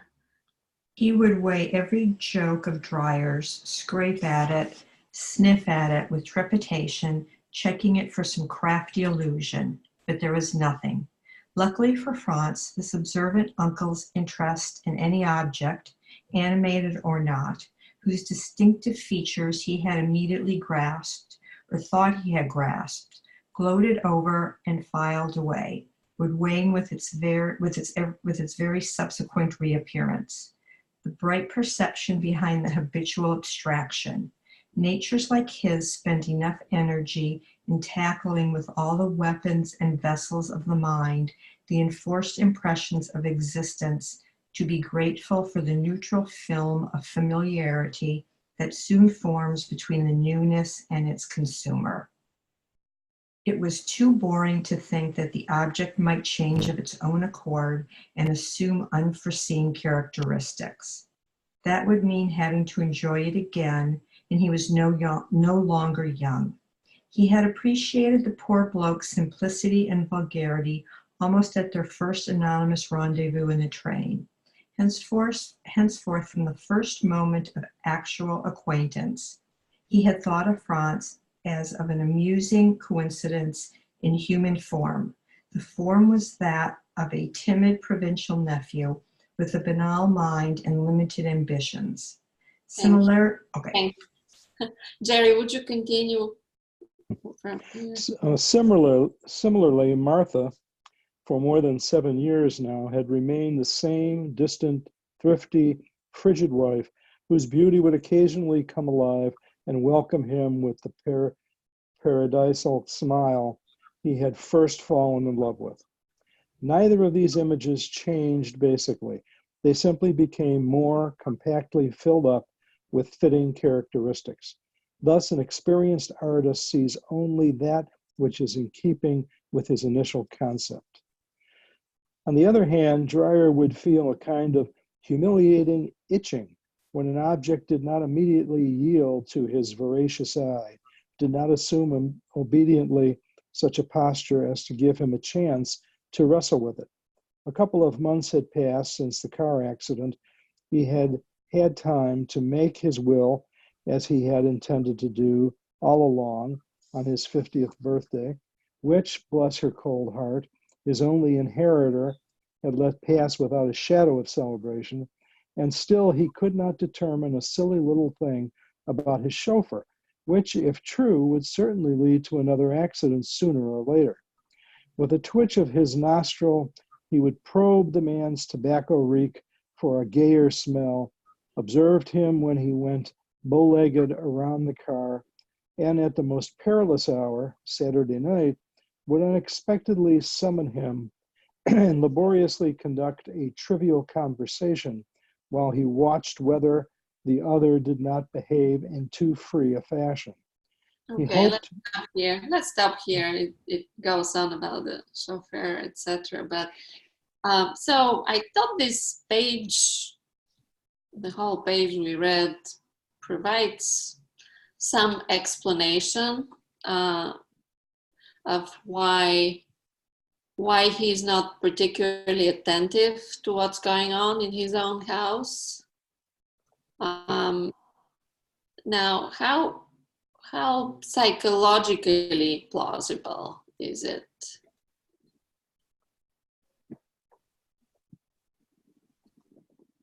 Are you asking to hear from the Viennese delegation? Oh, yeah. Feel free to invite the delegation if you deem it necessary.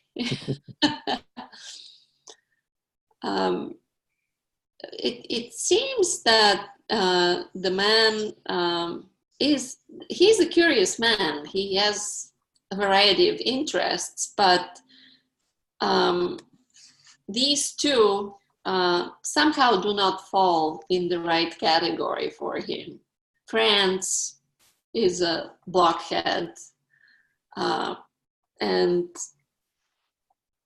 Martha is a frigid wife and a thrifty person, and she doesn't do anything to engage his attention through showing some change, just showing something unusual. I mean, even this is the 50th birthday and she doesn't do anything, absolutely anything in terms of celebration. And she's the only inheritor. We'll learn from the parenthetic. In Germany, that's just, Germans make a huge deal over birthdays. And especially the 50th birthday of a successful businessman with a young wife who has nothing else to do, really. So that's unusual, but that's really one of her, the sides of her appeal to him. She is not doing much for him. She appears to be frigid, and this is her whole attraction, that she is not what he expected her to be. There's something about it. That's how she appeals to him, by what she's. The chauffeur, he's unable to decide, but something's going on there, and this makes him curious. He doesn't make any decisions. Franz, we are told, the very first sentence of this paragraph that we read, Franz is afraid that Dreyer might be noticing something, and that's why he weighs every joke of Dreyer's, scrapes it, sniffs it with trepidation, and there is nothing there. He doesn't see any suspicion revealed, no matter how he analyzes it. So that's an interesting observation. It's not that there is something about this triangle as a whole that's unusual, because Franz and Martha are concerned enough with being discovered. That's why Martha makes sure Dreyer never learns the address of Franz's dwelling. And they know that it would be a really bad thing, a catastrophe. But Dreyer just lives this enchanted life, this existence in which he's constantly on the verge of something, on the verge of an accident, fatal accident, on the verge of discovering things, and it doesn't happen.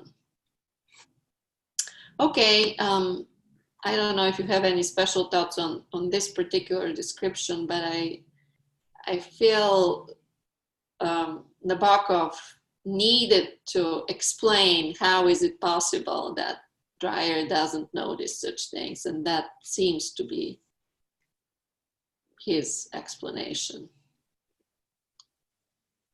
Yeah, Ed?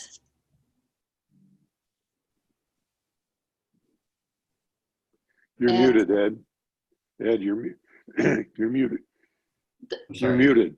I'm sorry. I was going to say, like, the notion that somehow Franz is the problem seems at least called into question a couple times for me. Like, this has preceded the introduction of Franz, right? I mean, she actually says on page 41 that she has some dismal surprises of their honeymoon, right? She's already has some questions about their relationship way before the introduction of Franz.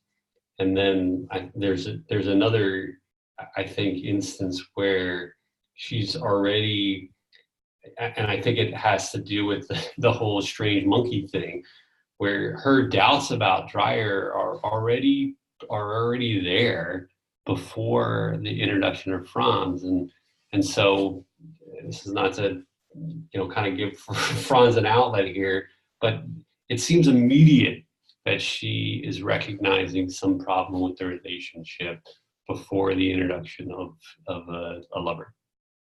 Yeah, I think we are clearly made to believe that she was ready for a third person in this relationship for many reasons, including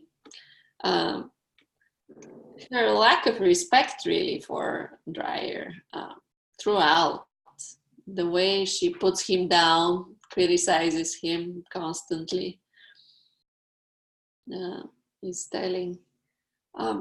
Let's talk about the murder. We shouldn't ignore it because it's the core of the book. They arrived at it, and how does it occur to them in the first place? And then the most interesting part is the subtle way in which they communicate about it, or she communicates it to Franz. But how does it occur to her in the first place? Yeah, Doris? I think it was that evening when he didn't come home for dinner and he was late, and then he got home at, midnight or 1 o'clock. And then later she told Franz she had a premonition, and, that there was some disaster, and it came to her. He could have been dead. We could have been burying him. And that, from then on, that's where they talked about possible murder, a funeral, but that, she did have that premonition when she was waiting on him that something might have happened. And then I think she was upset that it didn't. Okay, yeah. Terry? Something did happen. There was a car crash. Car Right. And the chauffeur was killed. And then she reflected afterwards that Dreyer might just as well have been killed, and then problem solved. The problem could have been solved for them. So fate kind of suggested a possibility in this case. Okay. How she's quick to see the possibility, right? How does she communicate it to friends?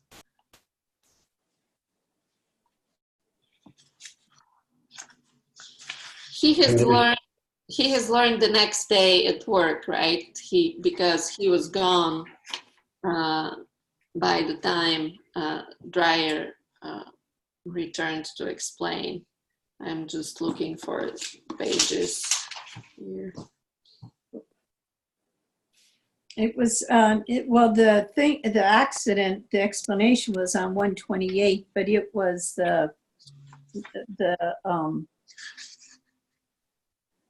in the next chapter, in chapter 7, where they talk about Franz, that it was the talk at work. Mm-hmm.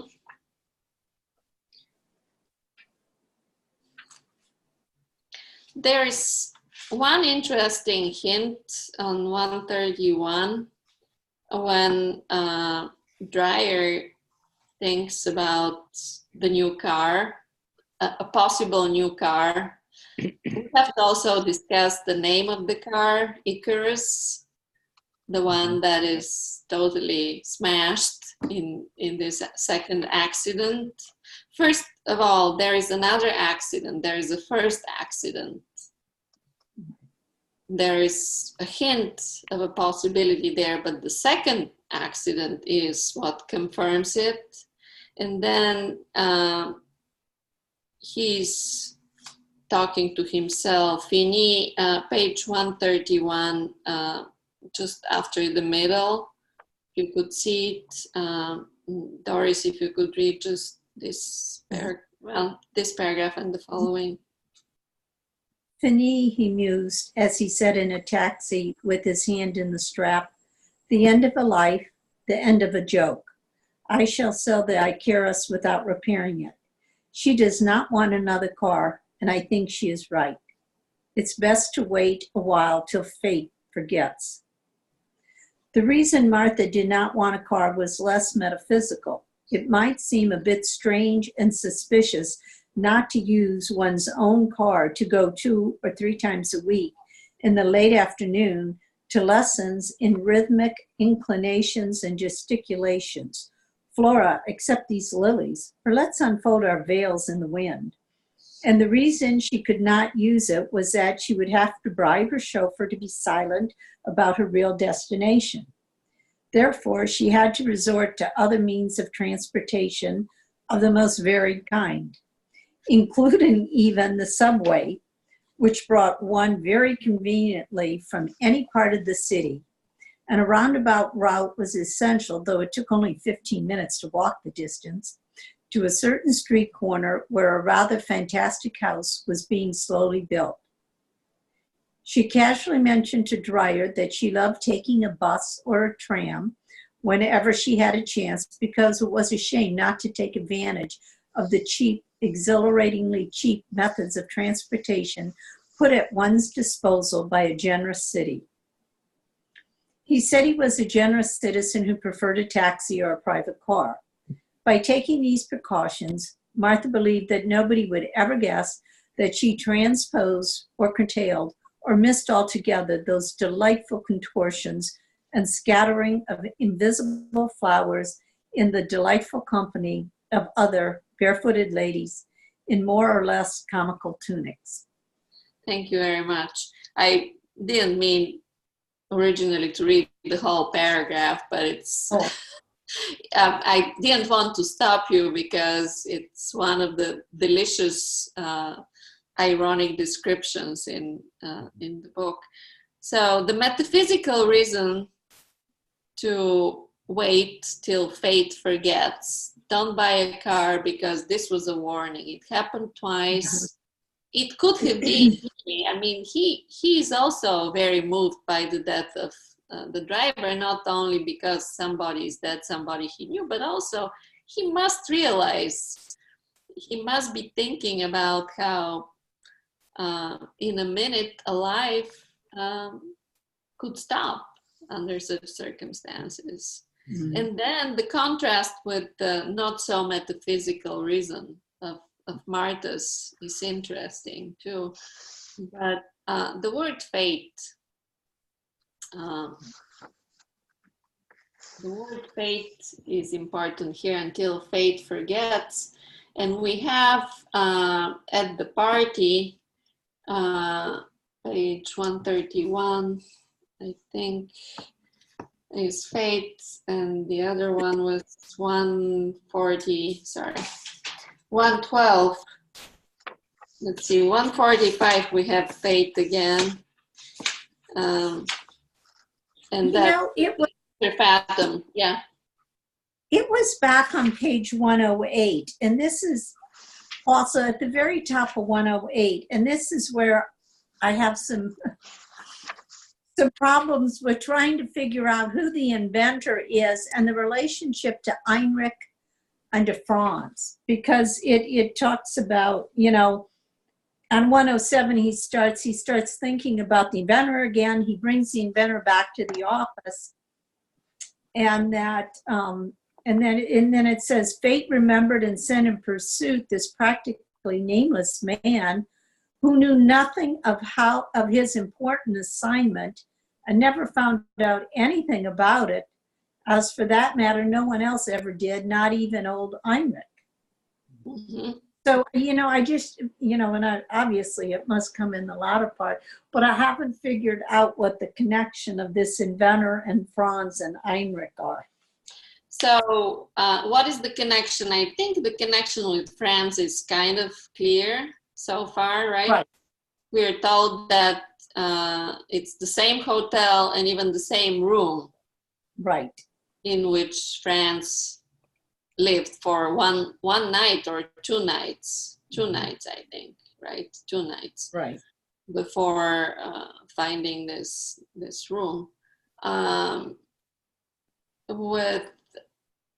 Whenever fate appears in Nabokov, sometimes it is a person. Here, Mr. Fathom is actually a real person who comes to the party. Where was the party? 112. And he's some kind of an insurance person, was it? No. 140, sorry, 145 should be later.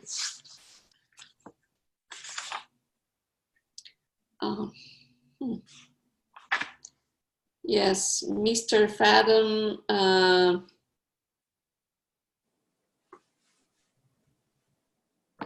But the first appearance of Fathom is at the party.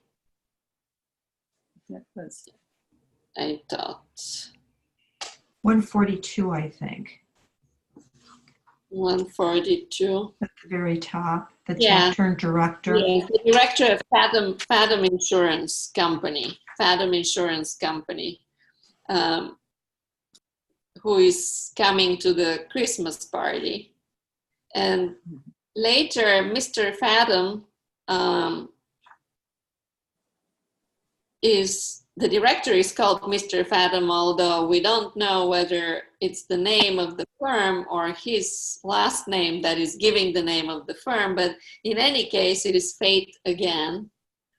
And fate is just going around and arranging things. With this inventor, we have to discuss the inventor, of course. How are we doing with time? Yeah, we should start with the inventor soon, although the most important part of the inventor is next time. Mm-hmm. But this sense that things are arranged in a particular way, that there is a pattern in what's happening that is known to somebody. That's Mr. McFate in Lolita. There's fate here. Just There is a personality that is privy to information that concerns this world of the book. And Nabokov just loves it. Obviously, it's Nabokov himself playing the role of fate, but he loves impersonating fate somehow. And this person, Vivian Badlook, who is taking the picture, also is this kind of strange presence of somebody here, and we will see what happens towards the end, more strange presences of this kind. So Doris, you're making also the connection to the landlord.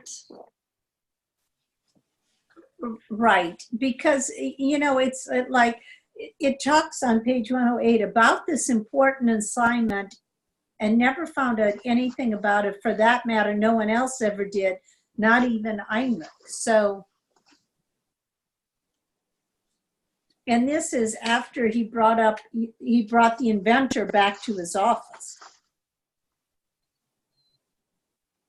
I'm just trying to find the exact paragraph. On the bottom of page 107, Okay. you know, in the middle of that, it reminded him of his talk with the inventor. When he reached his office, he had Sarah call that. And then at the bottom, the second last line, it's significant that fate should have lodged him there of all places. So saying that the inventor was lodged where Franz was. But then it's that next sentence on, you know, onto the top of the next page. I'm a little confused on who the nameless man is. Is it the inventor or is it Franz? And what the assignment was that nobody ever found anything about.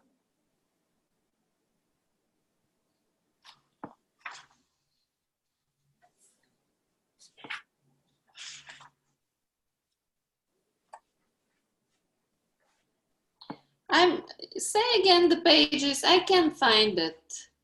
On the bottom of page 107. Okay. What does the paragraph begin? Okay. It's the whole page is a paragraph. At the very top, it starts with birthday, the first word on the top of the page. So when we stop. I'm reading on a Kindle. I'm reading on a Kindle. I don't have pages. I need words that are at the top of the paragraph. The word. On the other hand, Dreyer would feel a kind of humiliating itch. Okay, I've got it. And then, like, that's a really long paragraph, and over halfway through it, about 20 lines and so forth, there's a sentence that starts, that reminded him of his talk with the amiable inventor, who he then has his secretary call. Mm-hmm. And then it states that he's at this Hotel Montevideo where Franz stayed. And then down about 10 lines, it said, it is significant that fate should have lodged him there of all places, meaning the inventor in the same room that Franz was. Right. And then it was a road that Franz had traveled, and all at once fate remembered and sent in pursuit this practically nameless man, who I'm thinking is the inventor, who of course knew nothing of his important assignment and never found out anything about it. As for that matter, no one else ever did, not even old Heinrich. So it's kind of connecting Dreyer and the inventor and Heinrich there. Okay, I see what you mean. What is the assignment? Where does the assignment come from? Right. You know, what was it? And I'm assuming it's to the inventor.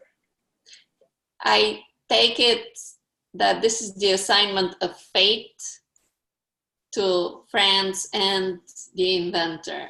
Fate puts Franz in this room, then fate puts the inventor in the same room, and nobody knows this. They are not aware of the assignment.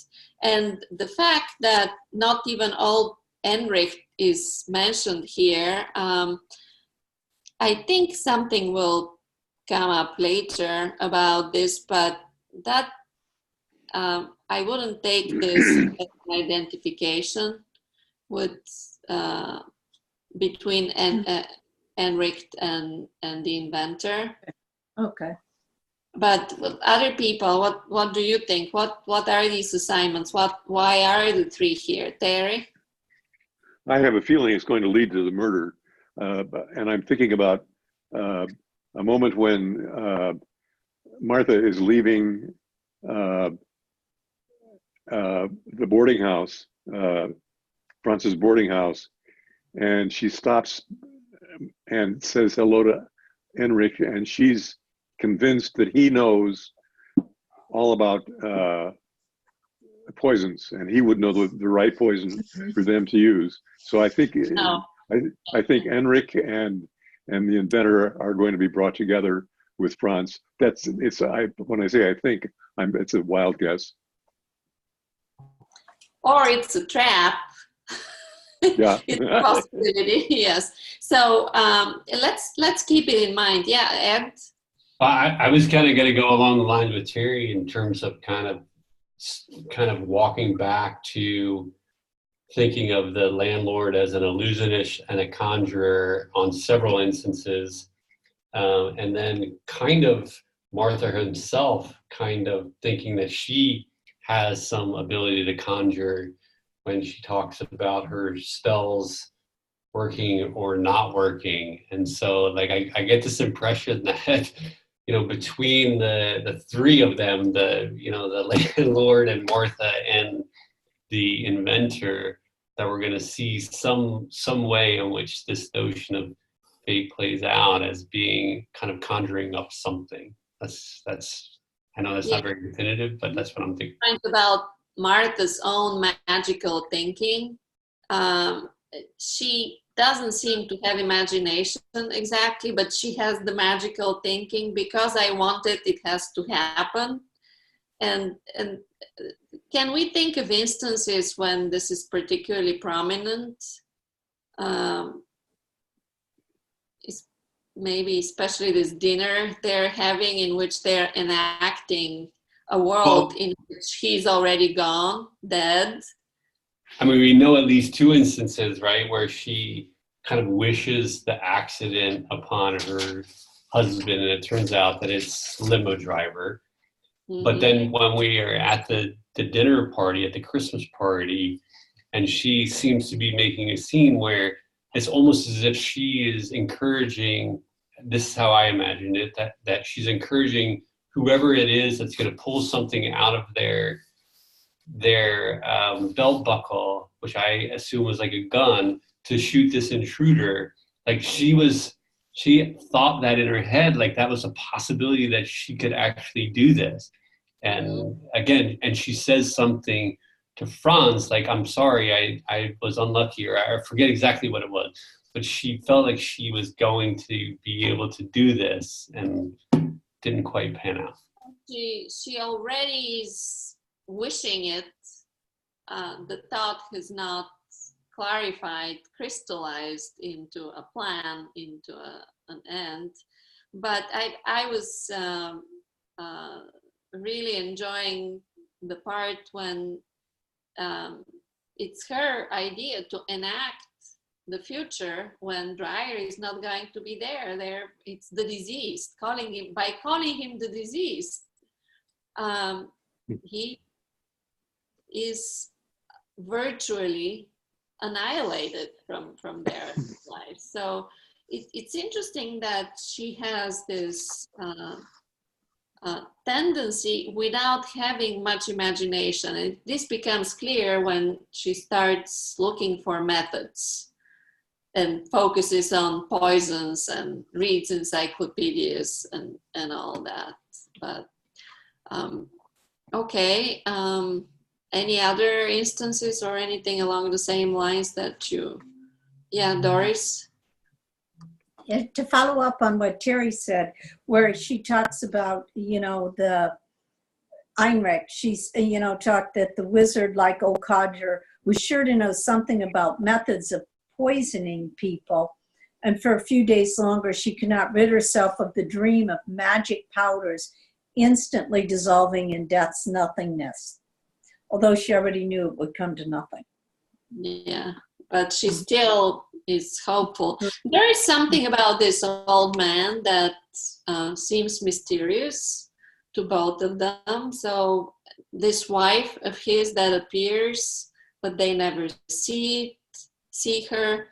The couch doesn't come back. He gives away his own couch and all that. There are little things here that seem mysterious, and it is possible to connect them. But let's talk about the inventor outside of this suggestion that he might be somehow in a triangle with the other two, with France and the landlord. So first of all, the inventor just appears out of the blue because he has heard that Dreyer is interested in inventors, and this is confirmed. And that's interestingly in the beginning and the end of chapter 5. It kind of frames the chapter, and in the meantime, we have the paradise of the two lovers in the middle of the chapter, the paradise experience of the two lovers, but it starts with Dreyer's project and it ends with summoning the inventor again. Can we deduce from this conversation what the project is, what the invention might be? We're given little bits. Yeah, Doris? Is it, yeah, not a robot, but it's a pliable plastic that resembles flesh. And then at the end of the last chapter that we read, he's talking about the mannequin in the store. So, you know, would it be a new mannequin? Because he's talking, you know, he talks about the wooden corpse in the store. Rodney, what was the name that they called? Yeah, Ronald was the name of the mannequin. And Franz relates him to the man on the train without the face.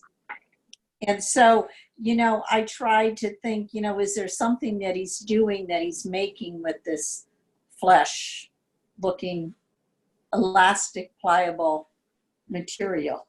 Okay, yeah, other people, based on the conversation. He calls it Voskin. Right. What about the inventor, who could be Czech, Jewish, Bavarian, Irish, Magyar, Frenchman, or Paul? The continuation of the list. What are all these? I mean, there is Bavarian as a possibility, right? It's not that the Germans are entirely excluded, but he's kind of protean and clear personality. It's not it's not easy to nail him down and say who he is. He's the inventor. What is his name?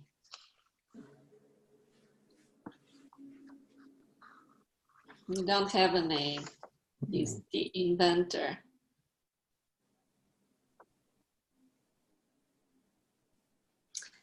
And what is Dreyer's reaction to the project, to the invention, as much as he understands it?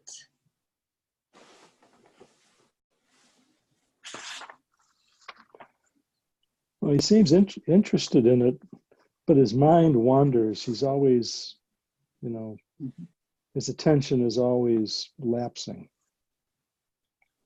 And he doesn't know enough. He's not shown any blueprints. He he considers this a dream. What the inventor shares with him, he considers a dream, and that's why he says, I'm duty bound, at the bottom of page 89, duty bound to believe in a dream, but not to believe in the embodiment of that dream. But so if these are some very advanced mannequins that the inventor is working on, what would be their appeal for Dreyer? For his store, for instance, this could have great appeal, right? Something that unusual. But just thinking of mannequins, dummies, Ed? I mean, it kind of holds true to the way he thinks about Martha, and in terms of her static nature, right? I mean, this she's not going to change. It's better if I have her in a non-changeable form, or at least that's how he thinks about her. And so, to me, it makes sense that he would find this at least attractive to him. Okay. So this invention is something between human beings and the wood mannequins that they're currently using in the store, because it is more like flesh. They are, what is the term, the technical term? Sorry, I forgot. Eclectic impellent. Yeah, I mean, I didn't know who Epictetus was, but I think that it has to do with something of this notion of pleasure or pain as a kind of an ideal. And so, again, I mean, it makes sense to me, like someone prior that would kind of expect it to be sort of a thing that he could passively approach without him interacting much to do anything about it. Okay, yeah. Other thoughts? Is he, I mean, if he sees himself not as a mannequin, but as somebody who is above everybody else, a creator of sorts, a mover of this world.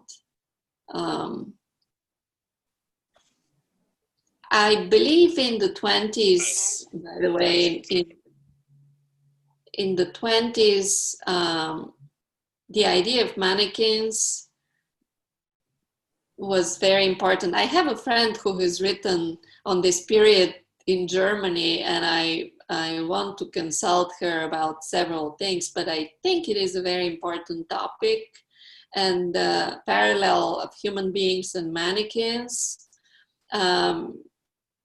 As far as I know, several writers write about it. There is even a Bulgarian writer who lives in Germany and writes such a book about mannequins. So it must have been a theme that was around somehow.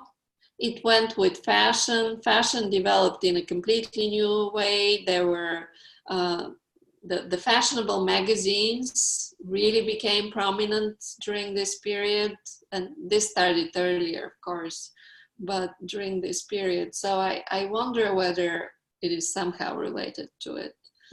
But so, yeah, Terry. Could it also be related to the Jewish idea of a golem?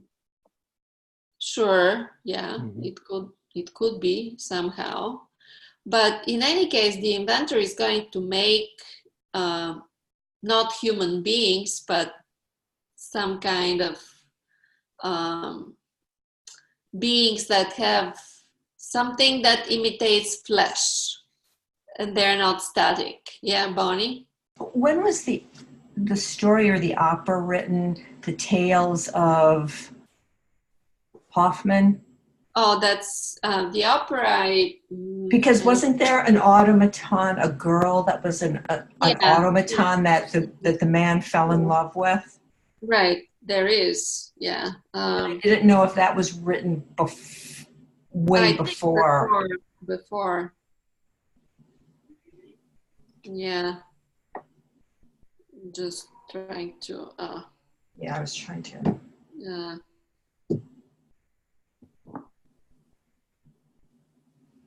It was written Offenbach, right? Yeah.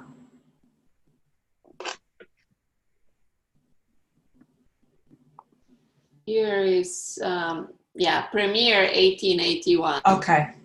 So it's much Way before. way before that. So yeah, creating some kind of automaton, which might be a compelling invention for somebody like Dreyer, not only because of his business, but it has promise in all areas. In any case, we don't know much about it at this point. We know that he hesitates. We know that this is eventually what brings him back, right? To return a week earlier because he's now bored with skiing and English and the girls and ready to return. So any other thoughts on the inventor now? Fate has brought him both to Dreyer's office and to Montevideo and to the book, into the book. And just presumably you think he is introducing himself because he thinks that Dreyer has money and can invest in him. There's nothing. And potentially interest. He says I'm told, or they say, where is it? They say that you might be interested, or I was told. It was a little bit abstract, but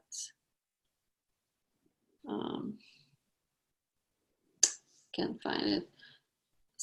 Somebody has directed him, but we are not told so and so sends me to you. I mean, and like what was odd to me is that if you're just a businessman who's investing money, you don't sort of think the way that Dreyer does, right? You ask for the blueprints, you ask for what is this going to do, but instead it seems like the whole scene has this odd, like he'd prefer that it be in the dream world, as he says, like he prefers that it actually not materialize. And it was so strange to me that I didn't know what to make of it. Like, was he serious about investing in it or not? Because he always seemed to prefer it as a dream than he did as a reality. And it was very, well, unclear to me. I'll put it that way. Yeah, this is a unique businessman. I think this is Nabokov's take on business people that is also sympathetic in this case. So he is given this character qualities that probably he himself enjoys as a writer, as a person who prefers dreams and imagination. And there is one odd thing that I'm not sure how to interpret. Well, many odd things, but when Martha, towards the end of the chapter on page 108, when Martha calls him, she's calling him to make sure he's not coming anytime soon.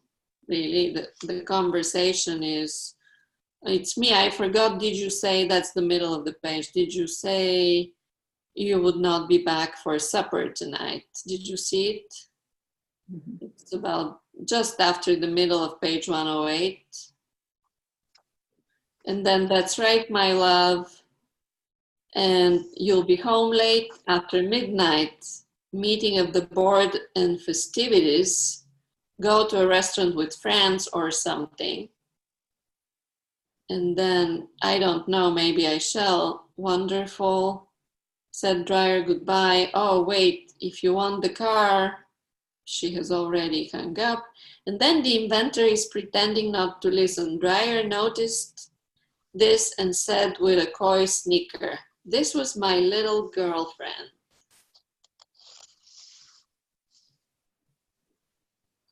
A part of his playfulness.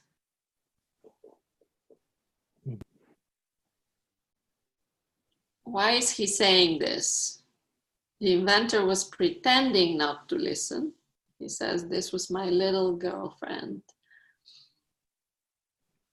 I mean, if we're speculating that the invention is somehow a physical replacement and a mannequin, then sort of Dreyer, as again the businessman, is suggesting that, well, he's got little girlfriends to deal with this, that he doesn't really need to invest in a little girl.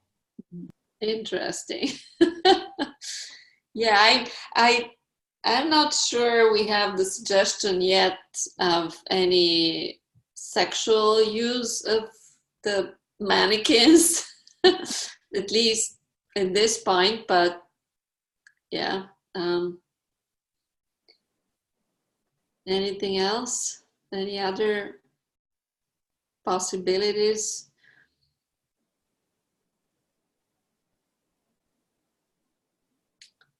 Did he say it maybe just to shock him or to see if he got a reaction out of him? Yeah, probably this is the case. And considering the conversation, it's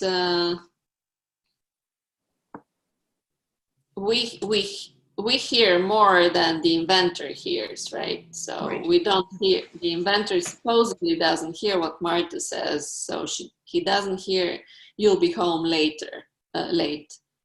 So the inventor hears, "That's right, my love, after midnight, meeting of the board of festivities, go to a restaurant with friends or something. Wonderful, goodbye, if you want the car." I mean, I don't know, there is...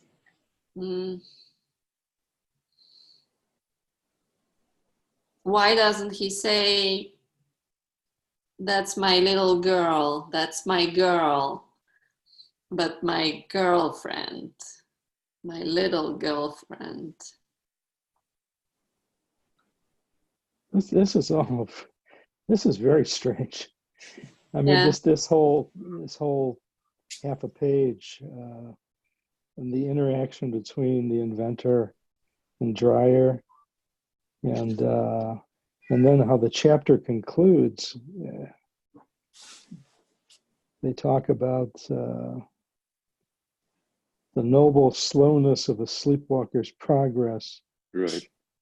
or the other extreme, the restrained agility of a convalescent. Go on, Dreyer said. This is pure witchcraft. Yeah, so the inventor is describing what it would look like. Mm-hmm. So the restrained agility of a convalescent, and the sleepwalker's noble slowness of a sleepwalker's progress. Mm-hmm.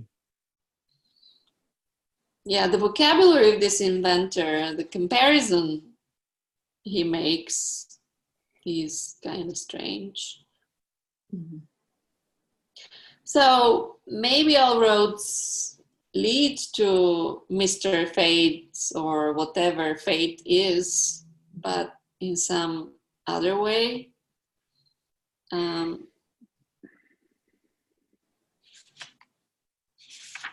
True strangeness, Dreyer's strangeness, we are already used to, right? We are not surprised any longer by his reactions or even actions. But more strange people appear, and the inventor is not as an inventor, but as a speaker here.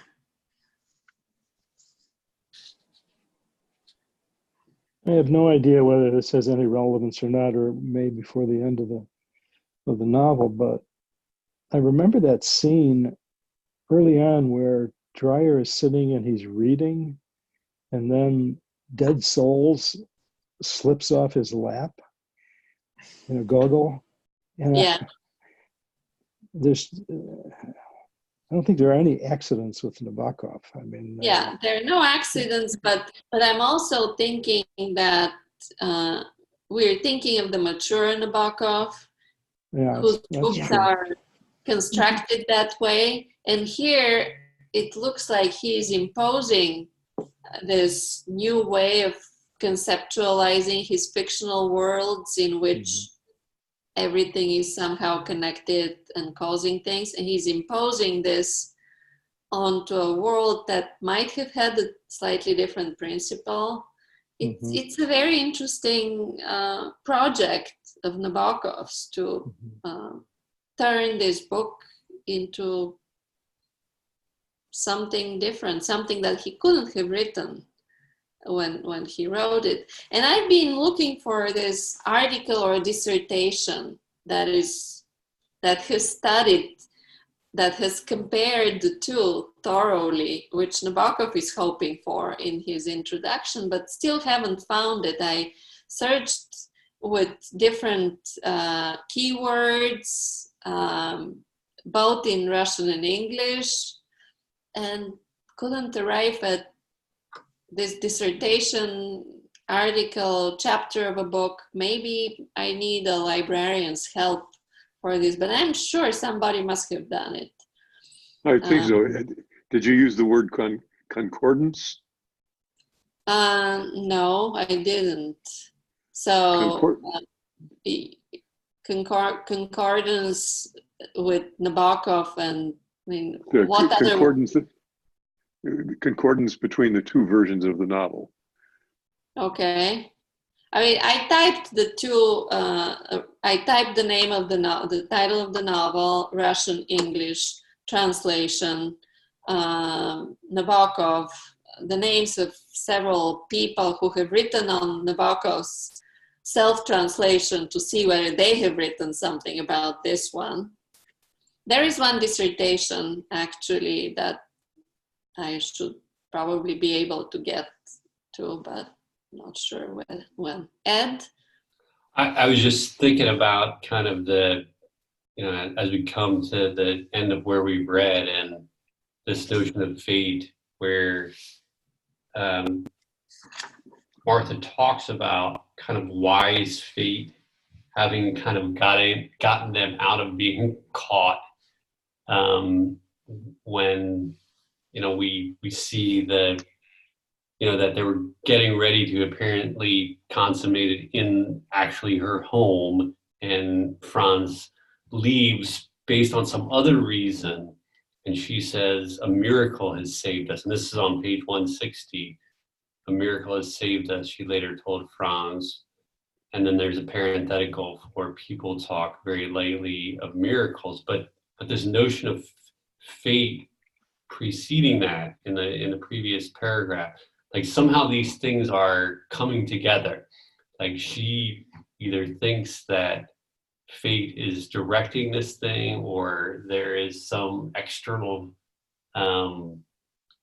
factor imposing on them. And I mean, it's just fascinating where she seems to be the actual driver of the behavior, and yet she's now attributing it to something like a miracle or fate. But she also has, speaking of ethical plausibility, she feels like they deserve it. Yeah. They deserve it because Dreyer has become an obstacle and he doesn't deserve her, really. But the two of them now deserve to have the bed and the bank together. And she says it several times, right? That it's something that it's their right. Mm-hmm.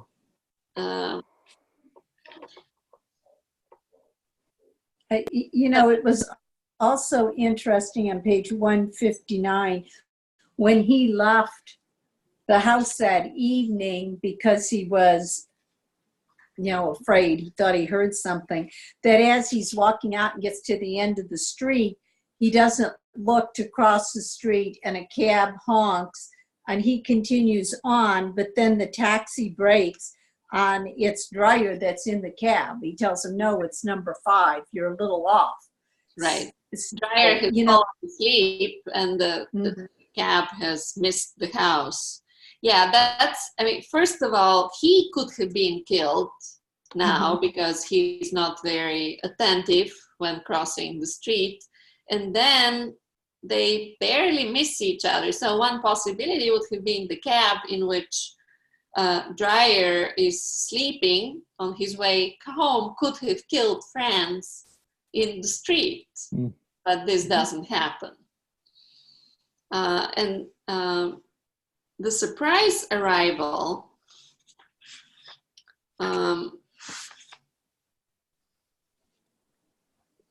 so when Franz leaves, what is it that causes him to leave ultimately?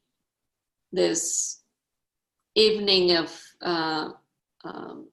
conjuring up a life for the two of them with Dreyer gone.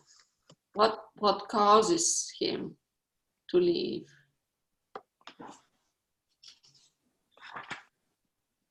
Doesn't he hear a sound? He hears something, and it kind of breaks this romantic spell. And can you understand? We're married, 157 down there. And then just we are not alone anymore. Something's happened, 158. Listen to that noise. What is the noise? It can't be that the cab is parking already with Dreyer coming out of it, because we learned that this will happen slightly later. She thinks the noise is from a toilet on the first floor. Yeah.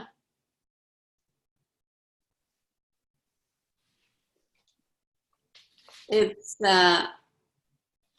funny, speaking of the noises, about the middle of 158, from the toilet across the corridor,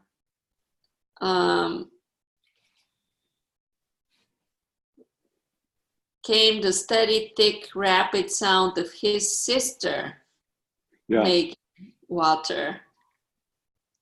It stopped. Martha passed into the bathroom. It's a huge ellipsis here with association in the middle, but Nabokov does a lot of it, right? Here and there. That's the memory he has of another woman in the house somewhere. Okay.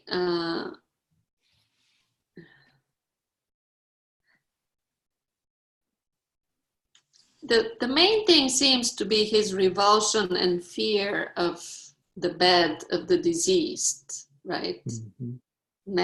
For the first time, he's in the bedroom, and a part of him well knows that Dreyer is not dead.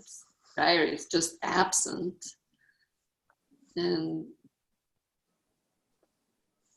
there is nothing strange in the fact that he doesn't feel comfortable, right? Right. And we have to think about Mary and the several situations in which intimacy is being interrupted by the sense that somebody is watching. And Dreyer comes here and he says, I'm the voyeur, really. Instead of, he probably says something close between voyeur and voyager, but I don't know exactly what he says. What matters is how it is spelled. here. So all this, there is nothing strange about it that it happens, but fate seems to be arranging things constantly. Now we have on 160 wise fate. Again, maybe this paragraph deserves some attention. When he speaks in English to her, the paragraph that follows, the next instant, he knew perfect happiness. Jerry, could you read it to us? Sure. The next instant, he knew perfect happiness. There was a magnificent smile on Martha's face. Oh, no doubt he was pretty to look at, tan, trimmed by gravity, shedder of at least 5 pounds, as if Martha and Franz had already started to demolish him. But she was looking not at him, she was looking somewhere over his head, welcoming not him, but wise fate that had so simply and honestly averted a crude, ridiculous, dreadfully overworked disaster. A And miracle. Yeah, and yeah, sorry, that's Yeah. enough, because we talked Okay. about the miracle. Yeah, Mm-hmm. miracle and a lesson. The magnificent smile, Dreyer was looking forward to this moment when he will either see smile or not, and he was wondering what it would be like to surprise Martha, and he sees the smile and he thinks it's a smile at him because he looks so attractive. One thing about him is self-centeredness that also prevents him from seeing what others might be up to or interested in. But the expression wise fate is guiding them. Wise fate is constantly watching over them because they deserve it, because they're in love. It's a total parody of so many things. The love triangle, the affairs and all that, but also that lovers have some special rights that ethical principles do not apply to them. Somehow they're beyond, because love not only conquers all, but is an excuse for everything. There's this sense of it. And of course, we'll have to ask the question whether this is love, but I'd rather postpone it for next time. If we could talk a little bit about the dancing. It starts because she comes up with this idea because of the party, right? He needs to participate in the party, and therefore he needs to learn how to dance. But the description of how she teaches him and how he feels and how they go to dancing venues and how he becomes a jolly doll. Sorry, the jolly doll is at the store. Sorry. At the store he's a jolly doll, but with her, he turns and spins. She just, pages 150, 151.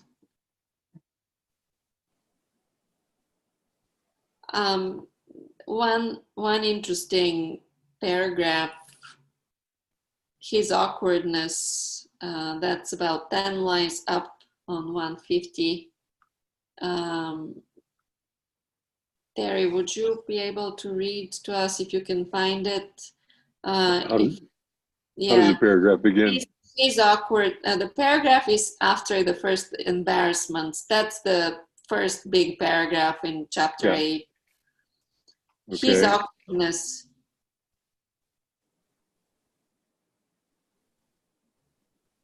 It is a little bit into the paragraph.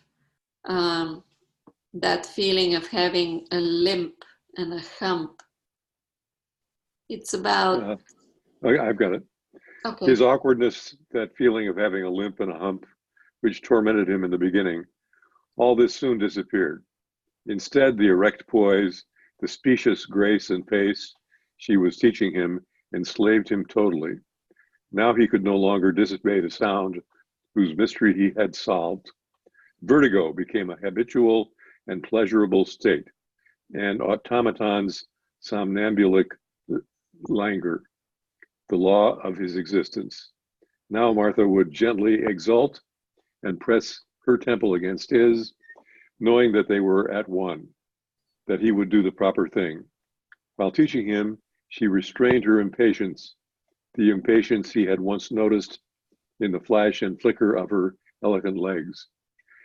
Now she stood before him and holding up her pleated skirt between finger and thumb, she repeated the steps in slow motion so that he might see for himself the magnified turn of toe and heel.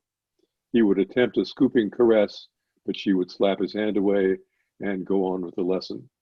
And when, under the pressure of her strong palm, he learned how to turn and spin, when his steps had finally fallen in with hers, when a glance at the mirror told her that the clumsy lesson had become a harmonious dance, then she increased the pace, gave her excitement its head, and her rapid cries expressed fierce satisfaction with his obedient piston slide. Okay, thank you very much. The automaton comes up here too, right? And she was teaching him, okay, the erect poise, the specious grace and pace she was teaching him enslaved him totally.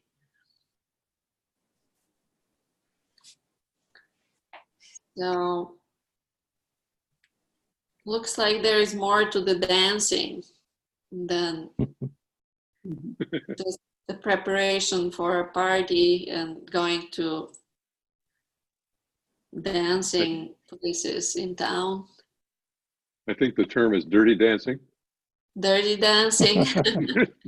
but above all, although she is the lady, she leads him throughout. She's not only the teacher, but she's turning him, spinning him, teaching him in a way that enslaves him. We learn his last name in this chapter, right? Bubendorf, Mr. and Mrs. Bubendorf. And now he says, look, we are almost the same height, 155.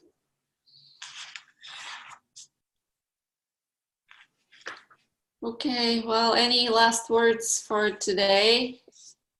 It's awkward to be discussing only a portion of a book. It's much easier with a novella type like Mary, but we'll see. The way they look for poison is kind of funny. Through encyclopedias, just learning about it, doing research. We didn't discuss this, but it will come up.